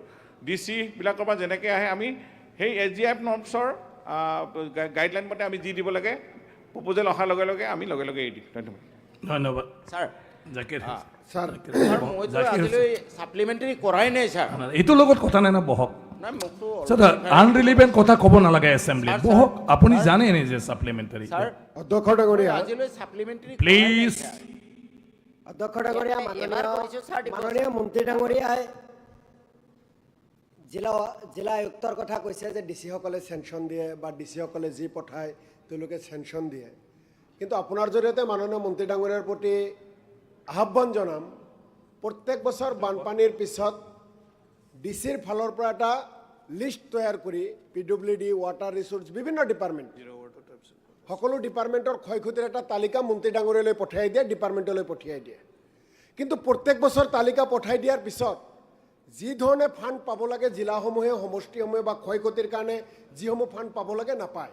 এতিয়া আপোনাৰ জৰিয়তে মাননীয় মন্ত্ৰী ডাঙৰীয়াৰ পৰা মই জানিব বিচাৰিম যে বানপানীৰ ক্ষয় ক্ষতিৰ কাৰণে যিমান ফাণ্ডৰ দৰকাৰ এই বিভাগৰ ওচৰত আছেনে নাই, ৰাজ্য চৰকাৰৰ আছেনে নাই, আৰু বানপানী ক্ষয় ক্ষতিৰ কাৰণে অসম চৰকাৰে, ৰাজ্য চৰকাৰে, কেন্দ্ৰীয় চৰকাৰৰ পৰা যিমান ফাণ্ড বিচাৰে কেন্দ্ৰীয় চৰকাৰে অসমক দিয়ে নে নাই, এই কথাখিনি মাননীয় মন্ত্ৰী ডাঙৰীয়াই জনাব লাগে। মন্ত্ৰী ডাঙৰীয়া কওক। ছাৰ, আচলতে ৱাটাৰ ৰিচোৰ্চ ডিপাৰ্টমেণ্টটো মই চলাওঁ কাৰণে উঠিলোঁ। তেখেতলোকে কৈ আছে যে বানপানীৰ ক্ষতিগ্ৰস্ত হোৱাৰ কথা।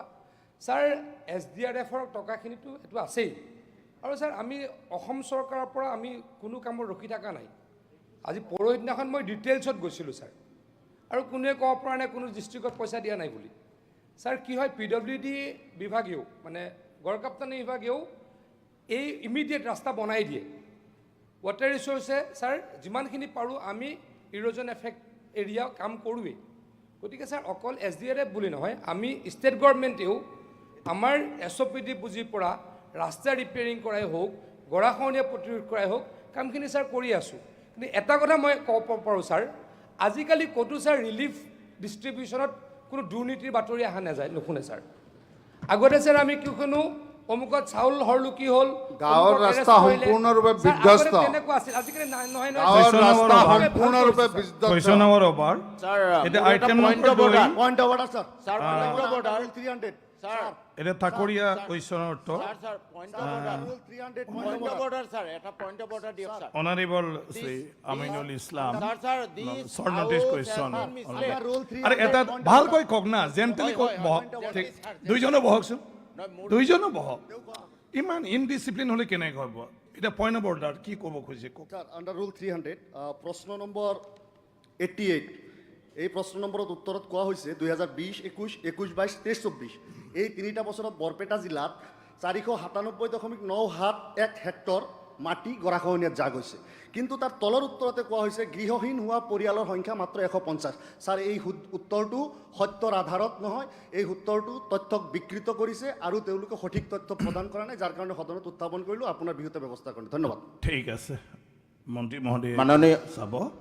আপুনি কি আপোনাৰ মাননীয় অধ্যক্ষ মহোদয়, আৰামত আৰামত ইমান ক'ত যাব? একদম ছাৰ, আৰামত কোনা, শান্তিত আপোনালোকে একদম ক'বাত যেন পলাই যাব। আমাৰ ছাৰ, আৰামত কওক।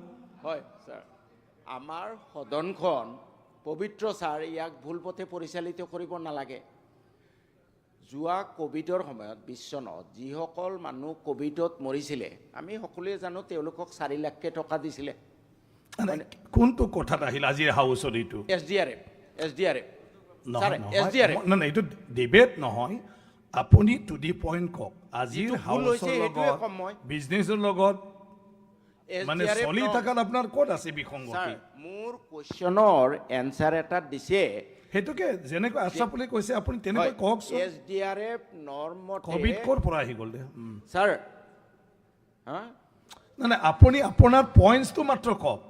কুৱেশ্যন নম্বৰ 204 ছাৰ, আনষ্টাৰ্ট কোনটো? 204 মই আনষ্টাৰ্ট। বুজি পালোঁ। আপুনি points of order Yes, just এটা চেণ্টেন্সত কওক, তাৰ কি হৈছে বিসংগতি? ইয়াতে মোৰ কুৱেশ্যনৰ এনচাৰত দিলে যে ক'ভিডত যিসকল মৃত্যু হৈছিলে তেওঁলোকক মাত্ৰ 50,000কেহে দিয়া নৰ্ম, আৰু মোৰ তাতে এজন মানুহ মৃত্যু হওঁতে মাত্ৰ 50,000 দিছে।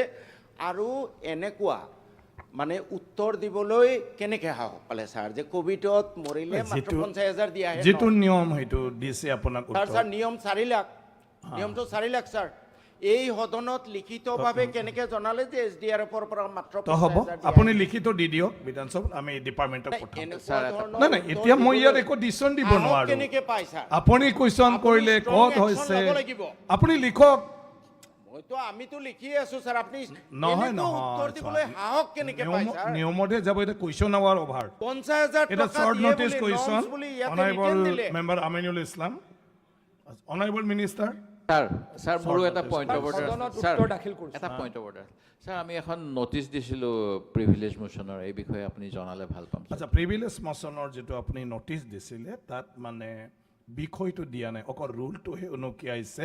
বিষয়টো পাঠ কৰি দিবলৈ অনুমতি বিচাৰিছিলোঁ। নাই বিষয়টো মোক দিয়া নাই নহয়, এতিয়া মোক দিলেহে মই চাব পাৰিম। মোৰ তাত যিটো আপুনি নটিচ দিছে আমি ৰিটেন দি দিম তেতিয়া। বিষয়টো দি দিব আপুনি দিলে তো হৈছে তলে কৰিলে হৈ গ'ল আৰু ব্ৰিজ অফ প্ৰিভিলেজ মই তাৰ দিছিলোঁ উত্তৰ মই সদনত দাখিল কৰিছোঁ। দাখিল কৰি মাননীয় অধ্যক্ষ হৈ যাব। মহোদয়, হয়। ইয়াত মোৰ 8টা শ্বৰ্ট নটিছ কুৱেশ্যনৰে ৰিপ্লাই পাইছোঁ, আপুনি ঠিক লিখ কৰি দিলে। দাখিল কৰিছোঁ। ইয়াত তাৰ খালি গোটেইকেইটা এটা- দাখিল কৰিছোঁ। এটা কথা খালি মই এটা স্পষ্টীকৰণ বিচাৰিছোঁ যে যোৱা 15 আগষ্ট তাৰিখে অসমৰ 15টা স্থানত যিটো বোমা স্থাপন কৰা হৈছিল, ইয়াত উত্তৰত দিছে যে ইয়াত 10টামান কেছ ৰেজিষ্টাৰ হৈছে, তদন্ত চলি আছে। এতিয়ালৈকে এজনো অপৰাধীক চিনাক্ত কৰিব পৰা নাই নেকি? 15 আগষ্টৰ পৰা প্ৰায় 15 দিন গ'ল, যে কোনে কোনে বোমাটো সংস্থাপন কৰিছিল, এই কথাটো কিন্তু উত্তৰত নাহিল। এই কথাটো খালি স্পষ্টীকৰণ অনাৰেবল বিচাৰিছোঁ। মিনিষ্টাৰে বাকী 8টা প্ৰশ্ন জনালে উত্তৰ হ'ল। আছে। অধ্যক্ষ ডাঙৰীয়া, তদন্ত যিহেতু চলি আছে, তদন্তৰ খাতিৰত গোটেইখিনি হয়তো কোৱা নাই, নিশ্চয়কৈ দোষীক কৰায়ত্ব কৰা হ'ব। ঠিক আছে, ধন্যবাদ। এতিয়া 0 ৱাৰ্ডছ এই ভুৱন পেগু। অধ্যক্ষ মহোদয়, মই এটা বিষয় এই খুব প্ৰচাৰ হৈ আছিলে পেপাৰত, যে পবা ৰিজাৰ্ভ ফৰেষ্ট, মোৰ ধেমাজি জিলাৰ জোনাইৰ ৰিজাৰ্ভ ফৰেষ্টক পবা ৱাইল্ড লাইফ চেঞ্চুৰী হিচাপে under section 18 of wildlife protection act 1972 এই মৰ্মে ইয়াক পবা ৱাইল্ড লাইফ চেঞ্চুৰী হিচাপে আপগ্ৰেড কৰিব নে নাই বুলি মই এটা ইয়াতে বহুত প্ৰশ্ন বাৰে বাৰে আমাৰ ৰাজহুৱা পিটিশ্যনবোৰ আহি থকাৰ কাৰণে, পেপাৰে পত্ৰ ওলাই থকাৰ কাৰণে উত্থাপন কৰিছিলোঁ। অধ্যক্ষ মহোদয়, পবা ৰিজাৰ্ভ ফৰেষ্ট প্ৰথম ব্ৰিটিছে 1924 মে 1924 প্ৰথম নটিফাই কৰিছিলে। অধ্যক্ষ মহোদয়, আজি 100 বছৰ হ'ল। 1924 2024, এতিয়া আমি 100 বছৰ 3 মাহ।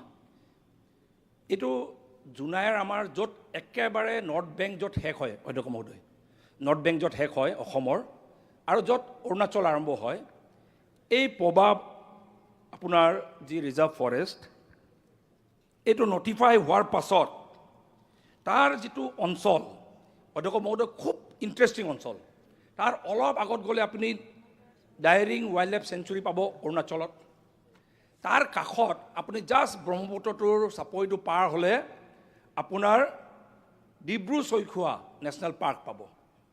এটা ত্ৰিভুজৰ নিচিনা জেগা। সেই ত্ৰিভুজৰ নিচিনা জেগাত লালি নৈ, ব্ৰহ্মপুত্ৰ নৈ, দিবাং নৈ, লোহিত, আমাৰ কেমি, এনেকুৱা বিভিন্ন পবামুখ, এনেকুৱা গোটেইখিনিক সাঙুৰি মেলি এটা খুব সুন্দৰ বায়'ডাইভাৰ্চিটি হটস্পট এটা হৈ আছে তাত।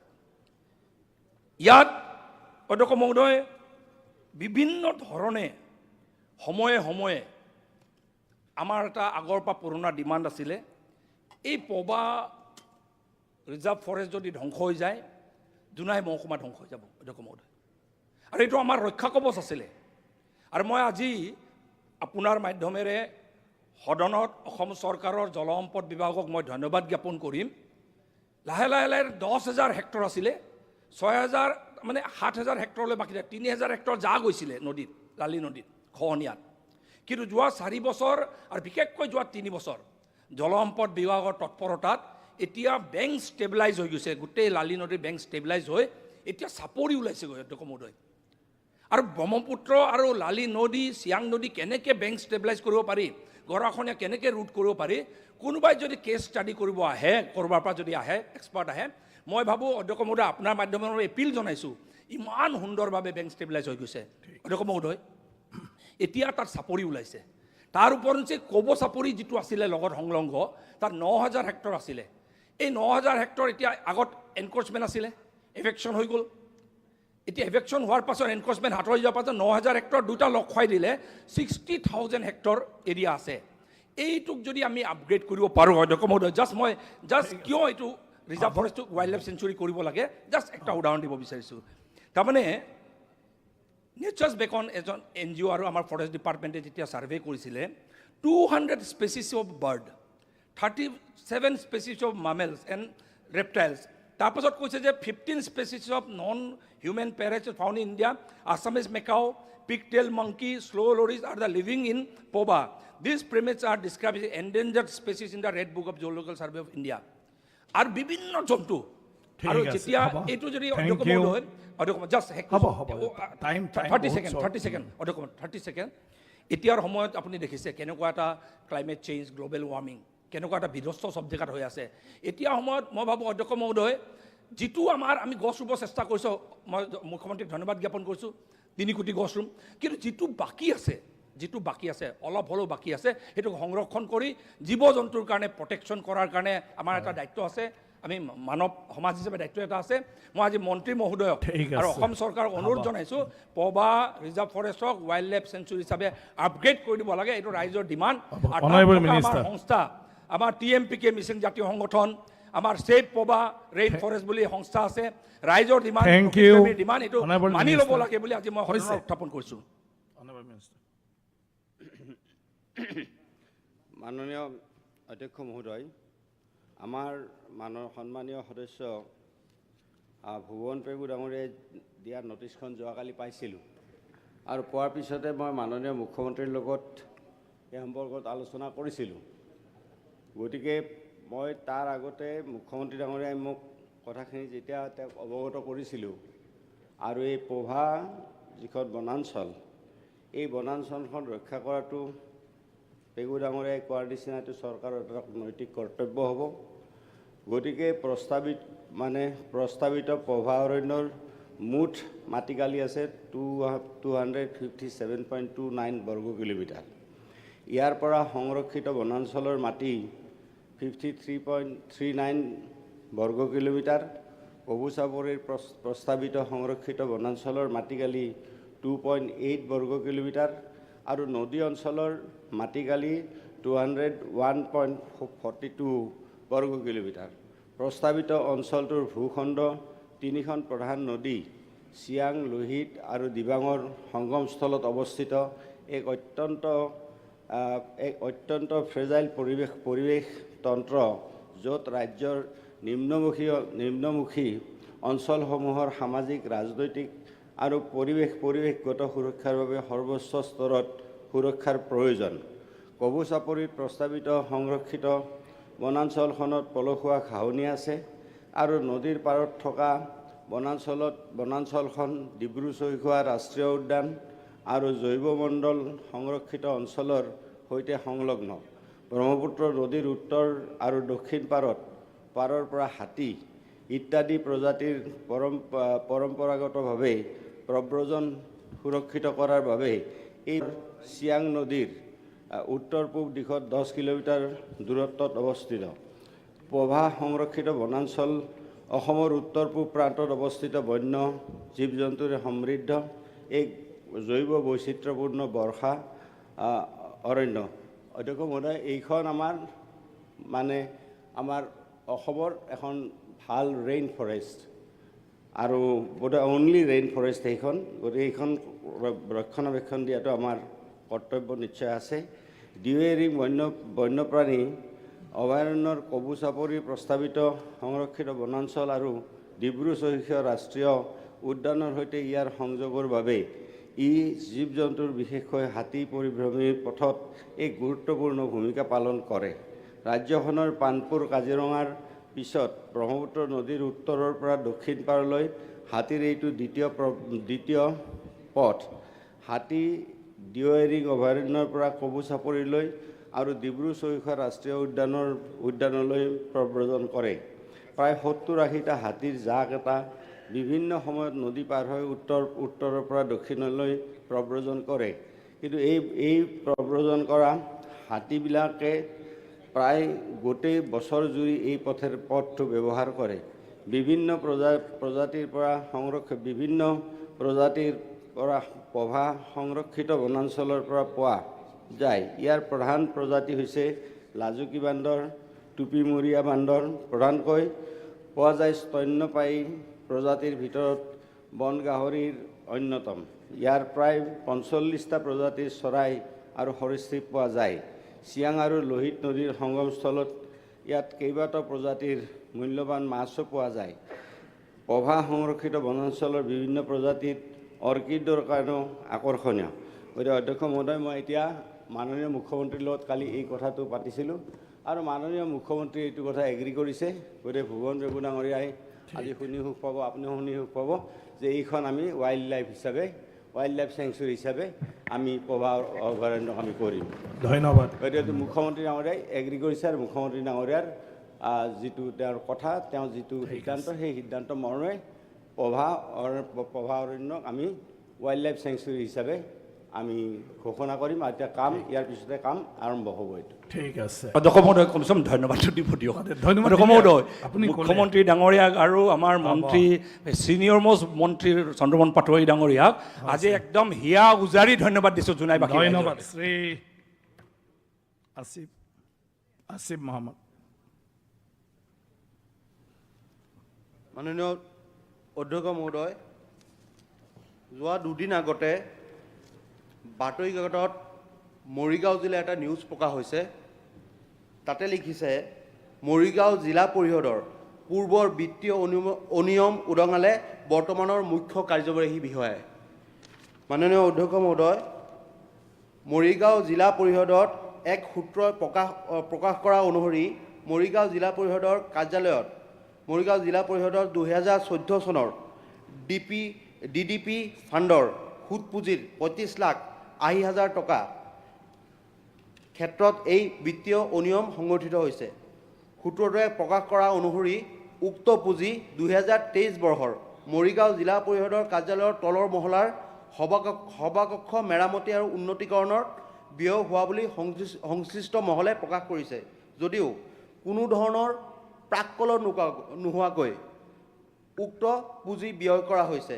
সাধাৰণ নিৰ্বাচনৰ পূৰ্বে মৰিগাঁও জিলা পৰিষদত যোগদান কৰা মুখ্য কাৰ্যবাহী বিষয়া বুট লিয়েনথাঙে উন্নয়নমূলক আৰু বিভাগীয় আঁচনিৰ ফাইল চকু ফুৰাওঁতে উক্ত পুঁজিৰ বিষয়ে তেখেতে গম পালে আৰু তেখেতে দিয়া তথ্য অনুসৰি উক্ত পুঁজিৰে 7টা AC, 113খন চকীৰ মেৰামতি, বাথৰুমৰ টাইলছ আৰু 2খন বেৰত কাঠৰ পেনেল সংস্থাপনৰ আৰু ইলেক্ট্ৰিকেলৰ মেৰামতিৰ কাৰণে মাত্ৰ 30% পুঁজিহে খৰচা হ'ল।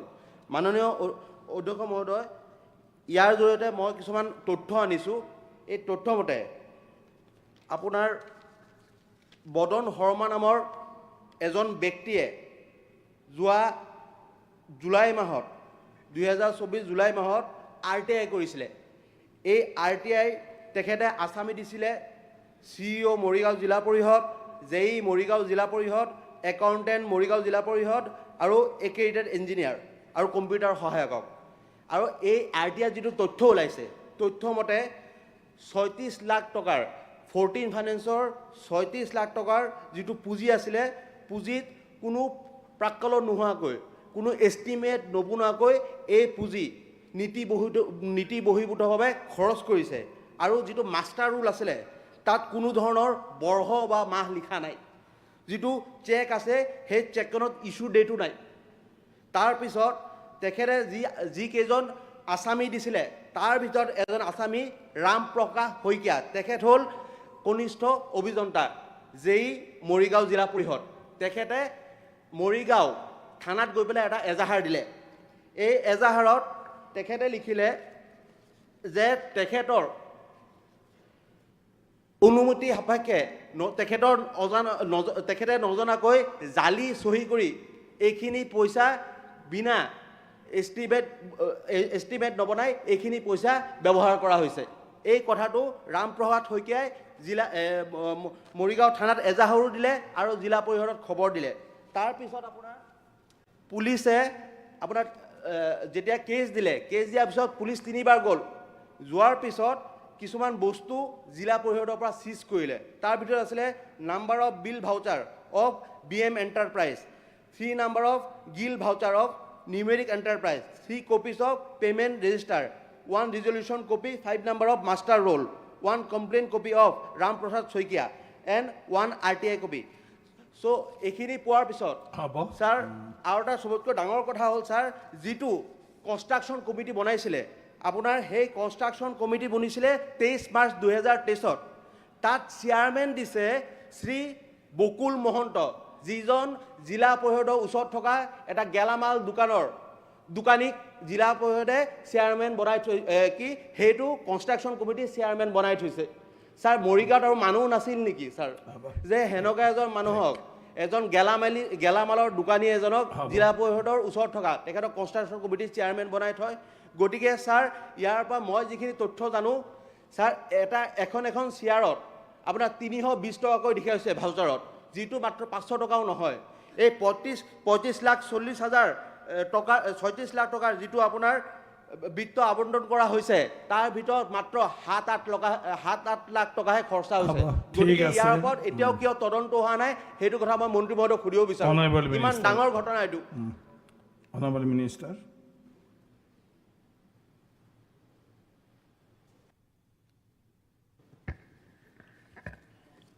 অধ্যক্ষ ডাঙৰীয়া আমাৰ সন্মানীয় বিধায়কগৰাকী যিখিনি কথা কৈছে হয় বাস্তৱসন্মত কথা আৰু এইটো অকল তেওঁ কোৱা কথাই নহয় যিখন বাতৰি কাকতৰ শিৰোনামা ইয়াত লিখা আছে মৰিগাঁও জিলা পৰিষদৰ পূৰ্বৰ বিত্তীয় অনিয়ম উদঙালে বৰ্তমানৰ মুখ্য কাৰ্যবাহী বিষয়া তাৰমানে বিভাগৰ মানুহে অনিয়ম কৰিছে আৰু বিভাগৰ মানুহে ধৰিছে যি কি নহওক যে বিভাগে যে কাম কৰা নাই সেইটো নহয় আপোনাৰ শিৰোনামাত লিখা আছে যে উদঙালে বৰ্তমানৰ মুখ্য কাৰ্যবাহী বিষয়া ডেট মিনছ যে এই কথাটো চিৰিয়াছলি বিভাগে লৈছে কিহৰ কাৰণে বিভাগে লৈছে বাতৰি কাকতত ওলোৱাৰ আগতে এই বিষয়লৈ তদন্ত কৰা হৈছিলে আৰু অকল তদন্ত কৰাই নহয় এই বিষয়লৈ আমাৰ প্ৰধান সচিব ডাঙৰীয়াই জিলা পৰিষদ আমাৰ ডিচিলৈ চিঠি লিখিছিলে ডিচিয়ে জিলা পৰিষদক দিছিলে জিলা পৰিষদে যেতিয়া আপুনি কোৱা যিগৰাকী জেইৰ কথা ক'লে জেইগৰাকী নিজে ক'লে যে তেখেতৰ ছিগনেচাৰ নহয় আৰু ছিগনেচাৰ নহয় বুলি কোৱাৰ পিছত জিলা আয়ুক্ত ডাঙৰীয়া আৰু জিলা পৰিষদৰ মুখ্য কাৰ্যবাহী বিষয়াই ইতিমধ্যে গোচৰ ৰুজু কৰিছে আৰু গোচৰ ৰুজুৰ অকল কৰাই নহয় বিভাগীয়ভাৱে জিলাৰ পৰা এখন 4জনীয়া সমিতিও গঠন কৰি দিছে আৰু সেই 4জনীয়া সমিতি ইতিমধ্যে তদন্ত কৰি আছে আৰু এই বিষয়টো লৈ ময়ো ইতিমধ্যে কথা পাতিছিলোঁ আমাৰ বিভাগৰ লগত আৰু মই নিজে সম্ভৱতঃ 7 তাৰিখ বা 6-7 তাৰিখে মই নিজে মৰিগাঁৱত এইটোতো যামে লগতে আমি এটা সিদ্ধান্ত লৈছোঁ যে জিলা পৰিষদৰ আজি কিছুদিন আগতে কৰিমগঞ্জত আমাৰ কৰিমগঞ্জৰ বিধায়ক আছে জিলা পৰিষদৰ যিমানবোৰ জিলা পৰিষদ আছে অসমত মই ইয়াৰ পৰাই বিভাগৰ হৈ পেলাই আয়ুক্তসকলক নিৰ্দেশ দিছোঁ জিলা পৰিষদৰ যিমান স্কিম 15 ফাইনেন্সিয়েল স্কিম সকলো স্কিম আয়ুক্তসকলে নিজে ভেৰিফিকেশ্যন কৰি পেলাই তদন্ত দিয়াৰ কাৰণে আজি ইয়াতে নিৰ্দেশ দিছোঁ অকল মৰিগাঁও নহয় সমগ্ৰ অসমত য'ত য'ত আছে জিলা পৰিষদৰ স্কিমসমূহ তদন্ত কৰি পেলাই আমাক ৰিপৰ্ট দিব লাগে বুলি আমি আজি আয়ুক্তসকলক নিৰ্দেশ প্ৰদান কৰিছোঁ আপোনাৰ জৰিয়তে ঠিক আছে কথাটো হৈছে আছামীহঁতক যে যিমান জল্দি পাৰে তদন্ত যাতে কৰে ছাৰ ঠিক আছে কৰি আছে বুলি কৈছে loyal take it on course কাৰণ কিয় এফআইআৰ লজ কৰা হৈছে বিভাগীয়ভাৱে তেওঁলোকৰ কথা আছে গতিকে আমি প্ৰেছাৰ দি আছোঁ যিমানখিনি কৰিব লাগে আমি এইটো কৰিছোঁ কাৰণে আজি কিমানগৰাকী বিষয়া জেলত আছে ঠিক আছে 80গৰাকীক ছাছপেনশ্যন কৰা হৈছে বিভাগৰ পৰা টাৰ্মিনেট কৰা হৈছে ঠিক শ্ৰী প্ৰতিভ হাজৰিকা থেংক ইউ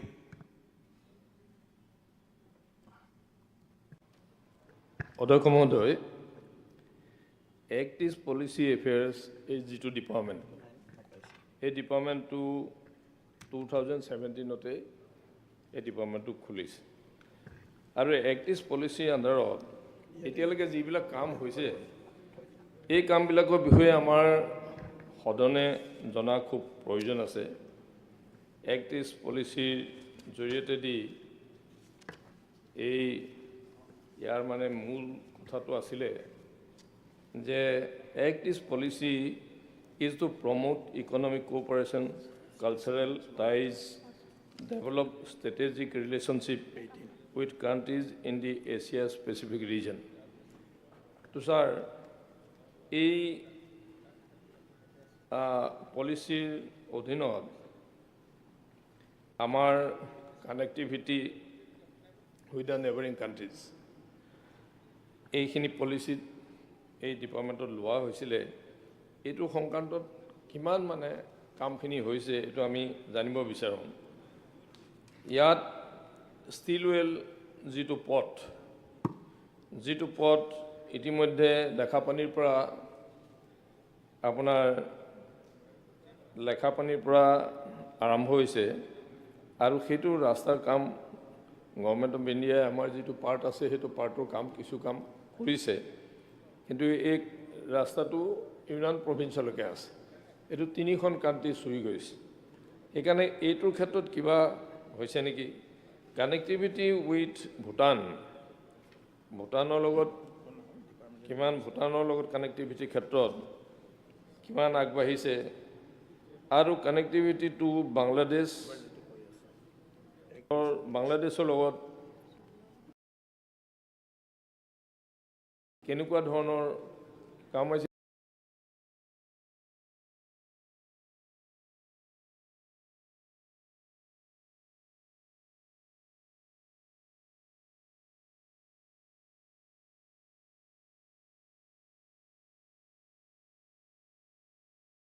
মানে 3টা ৰাস্তা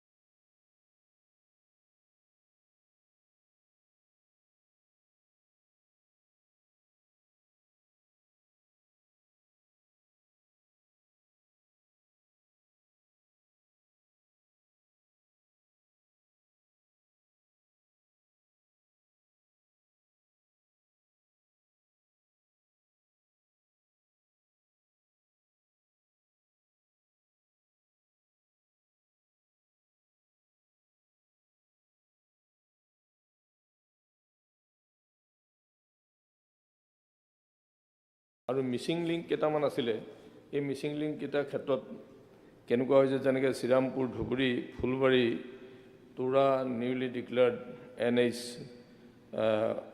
1278 Dhola Sadiya bridge extension of NH to Roing তাৰপিছত অৰুণাচল হাইৱে তাৰপিছত national highway to Bhutan Numaligarh including bridge over river Brahmaputra আৰু এটা ৰাস্তা অধ্যক্ষমতে ট্ৰেন্স এছিয়ান হাইৱে যিটো ট্ৰেন্স এছিয়ান হাইৱে মোৰে হৈ পেলাই ইণ্ডিয়াত সোমাইছে মণিপুৰৰ মোৰে হৈ পেলাই তাৰপিছত কহিমা আহিছে কহিমা ডিমাপুৰ তাৰপিছত নুমলীগড়ত আহি পেলাই 37ত মানে যোগ হৈছেহি আৰু সেই একেটা ট্ৰেন্স এছিয়ান হাইৱে এইটো জিৰিবাম হৈ পেলাই শিলচৰ হৈ পেলাই বাংলাদেশ হৈ এইটো ইণ্ডিয়াত সোমাই এইফালে গৈছে সেইকাৰণে এই গোটেইখিনি ক্ষেত্ৰত কেনেধৰণে চৰকাৰে পদক্ষেপ লৈছে সেই কথাটো অকণমান আমি জানিব বিচাৰিছোঁ আৰু সেইটো ক্ষেত্ৰত মই মন্ত্ৰী মহোদয়ৰ পৰা এই কথাখিনি ধন্যবাদ অনাৰেবল মিনিষ্টাৰ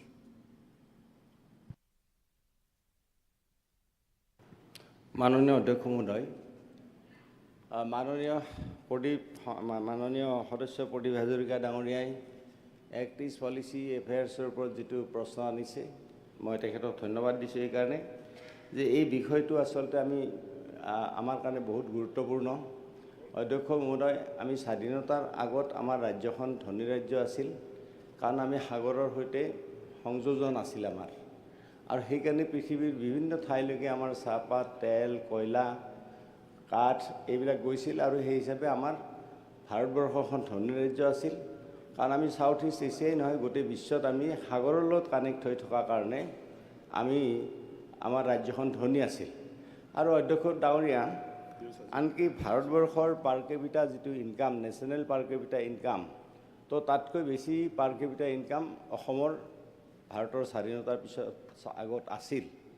কিন্তু ভাৰতবৰ্ষৰ স্বাধীনতা হোৱাৰ পিছত যি কি কাৰণত নহওক, পলিটিকেল কাৰণত মই কোনো কাকো সমালোচনা নকৰোঁ, কাকো একো নকওঁ, কিন্তু আমাৰ সাগৰৰ লগত আমি ডিছকানেক্ট হৈ গ'লোঁ, কাৰণ বাংলাদেশে মংলা আৰু চিটাগং পৰ্টৰ এক্সেছ আমাৰ অসমৰ কাৰণে বন্ধ কৰি দিলে। আৰু মংলা আৰু চিটাগং পৰ্টৰ এক্সেছ বন্ধ কৰি দিয়াৰ কাৰণে আমি ডিছকানেক্ট হৈ গ'লোঁ সাগৰৰ লগত, আৰু আমি ৰাজ্যখন লেণ্ডলক ষ্টেট হিচাপে আমি ৰৈ গ'লোঁ আমাৰ ৰাজ্যখন। কিন্তু আজি অধ্যক্ষ ডাঙৰীয়া, আপুনি শুনি ভাল পাওঁ, মই আপোনাৰ দৃষ্টি আকৰ্ষণ কৰিছোঁ আৰু সদনতো জনাব বিচাৰিছোঁ আপোনাৰ জৰিয়তে দি, যে ভাৰতৰ প্ৰধানমন্ত্ৰী নৰেন্দ্ৰ মোদী ডাঙৰীয়া অহাৰ পিছত বাংলাদেশত আমাৰ উত্তৰ পূৰ্বাঞ্চলৰ উন্নয়নৰ কাৰণে বা ভাৰতবৰ্ষৰ উন্নয়নৰ কাৰণে আজি বাংলাদেশৰ লগত প্ৰট'কল চাইন হ'ল, নেপালৰ লগত, ভূটানৰ লগত। গতিকে তাৰ ফলত আজি আমি মংলা আৰু চিটাগং পৰ্টৰ আমি এক্সেছ পালোঁ। Again we are connected with the ocean. গতিকে আমি সাগৰৰ লগত সংযোজিত হ'লোঁ, আৰু তাৰ কাৰণে আমাৰ বৰাক ৰিভাৰ ইতিমধ্যে ড্ৰেজ কৰা হৈছে, ড্ৰেজিং কৰা হৈ গৈছে। আৰু বৰাক ৰিভাৰৰ জাকিগঞ্জৰ পৰা জাকিগঞ্জৰ পৰা বাংলাদেশৰ যিটো পাৰ্ট, সেইটো বাংলাদেশ গভৰ্ণমেণ্টে কৰিব, আৰু ভাৰত চৰকাৰে তাৰ কাৰণে 250 কোটি টকা ভাৰত চৰকাৰে থ্ৰু এছিয়ান ডেভেলপমেণ্ট বেংক বাংলাদেশক দিছে। আৰু ব্ৰহ্মপুত্ৰৰ ড্ৰেজিং যিটো, আমাৰ ড্ৰেজিং মানে আমাৰ বুজা যায় যে বালিচৰ যিবিলাক দেখা যায়, বালিচৰবিলাক থকাৰ কাৰণে আমি ভাবোঁ এইটো ড্ৰেজিং। কিন্তু ইনলেণ্ড ৱাটাৰ ট্ৰান্সপৰ্টৰ ড্ৰেজিং মানে হ'ল এইটো অধ্যক্ষ মহোদয়, যে 5 ফুট ডেপ্থত মানে এটা নেভিগেবল পথ লাগে, সেইটো হ'ল ড্ৰেজিং। গতিকে ব্ৰহ্মপুত্ৰৰ ড্ৰেজিঙৰ কাম আৰম্ভ কৰিছে IWEI। আৰু তাৰ উপৰিও আমাৰ ধুবুৰীৰ দৈখোৱাৰ পৰা বাংলাদেশলৈ সেই পাৰ্টটো বাংলাদেশত পৰিছে ব্ৰহ্মপুত্ৰৰ। গতিকে সেইখিনিও তেওঁলোকে মানে ড্ৰেজিং কৰিব। আৰু সেই কথাখিনি আমাৰ ইণ্ডো বাংলাদেশ মিট ইয়াত যেতিয়া হৈছিল, আমি ইণ্ডো বাংলাদেশ মিটত আমি বাংলাদেশ চৰকাৰক সুধিছিলোঁ যে এইটো কেনেকুৱা হ'ব, কাম আৰম্ভ হৈছে নাই। তেওঁলোকে কৈছে যে এইটো কাম আৰম্ভ হৈছে। গতিকে আমাৰ জলপথটো আজিৰ দিনটোত সুচল আছে অধ্যক্ষ মহোদয়।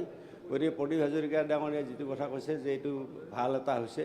দ্বিতীয় কথা অধ্যক্ষ ডাঙৰীয়া, আমাৰ যিটো স্থলপথৰ ক্ষেত্ৰত আৰু জলপথৰ ক্ষেত্ৰত আৰু এটা কথা আছে যে কালাধান প্ৰজেক্ট এটা হৈছিল কালাধান নদীৰ ওপৰত।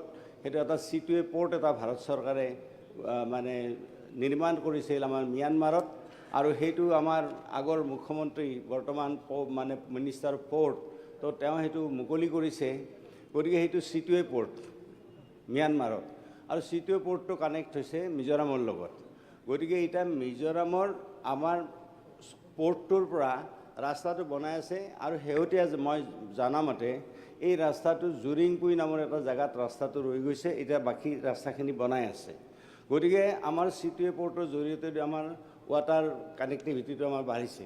দ্বিতীয় কথা হ'ল কি যে স্থলপথৰ ক্ষেত্ৰত অধ্যক্ষ ডাঙৰীয়া, স্থলপথৰ ক্ষেত্ৰত এইটো হৈছে যে আমাৰ ট্ৰাইলেটাৰেল যিটো হাইৱে, এই হাইৱেটো আমাৰ মণিপুৰৰ মোৰে আৰু ম্যানমাৰৰ টামু মোৰে হৈ এই হাইৱেটো ট্ৰাইলেটাৰেল হাইৱেটো গৈছে।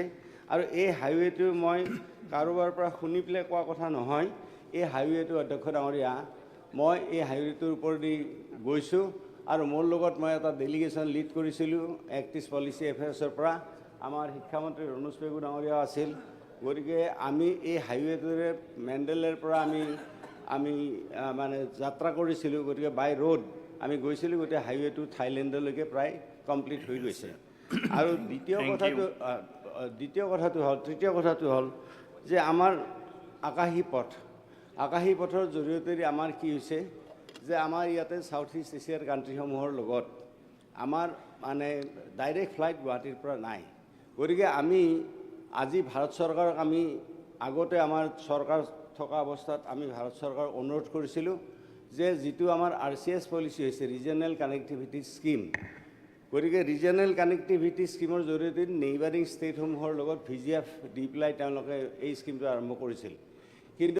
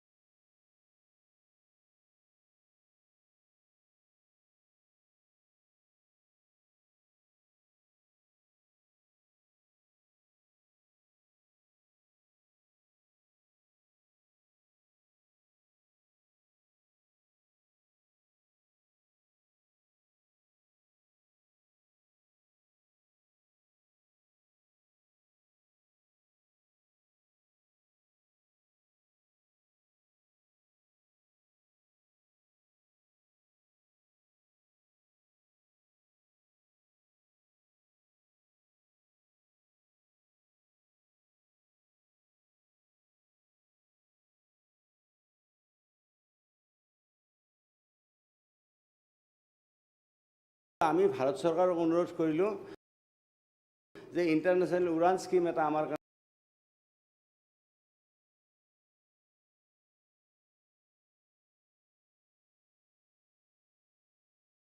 স্পেচিয়েলি দিব লাগে উত্তৰ পূৰ্বাঞ্চলৰ কাৰণে আৰু উত্তৰ পূৰ্বাঞ্চলৰ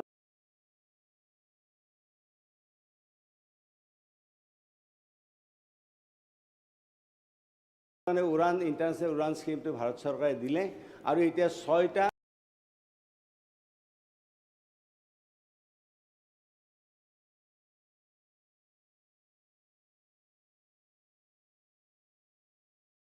মানে 6খন দেশৰ লগত আমাৰ গুৱাহাটী এয়াৰপৰ্টৰ পৰা ডাইৰেক্ট ফ্লাইট কানেকশ্যন হ'ব আৰু ইতিমধ্যে আমাৰ থাইলেণ্ডলৈকে প্ৰথমখন ফ্লাইট হৈছে এইটো টেণ্ডাৰ কেতিয়াবাই হৈ গৈছিল কিন্তু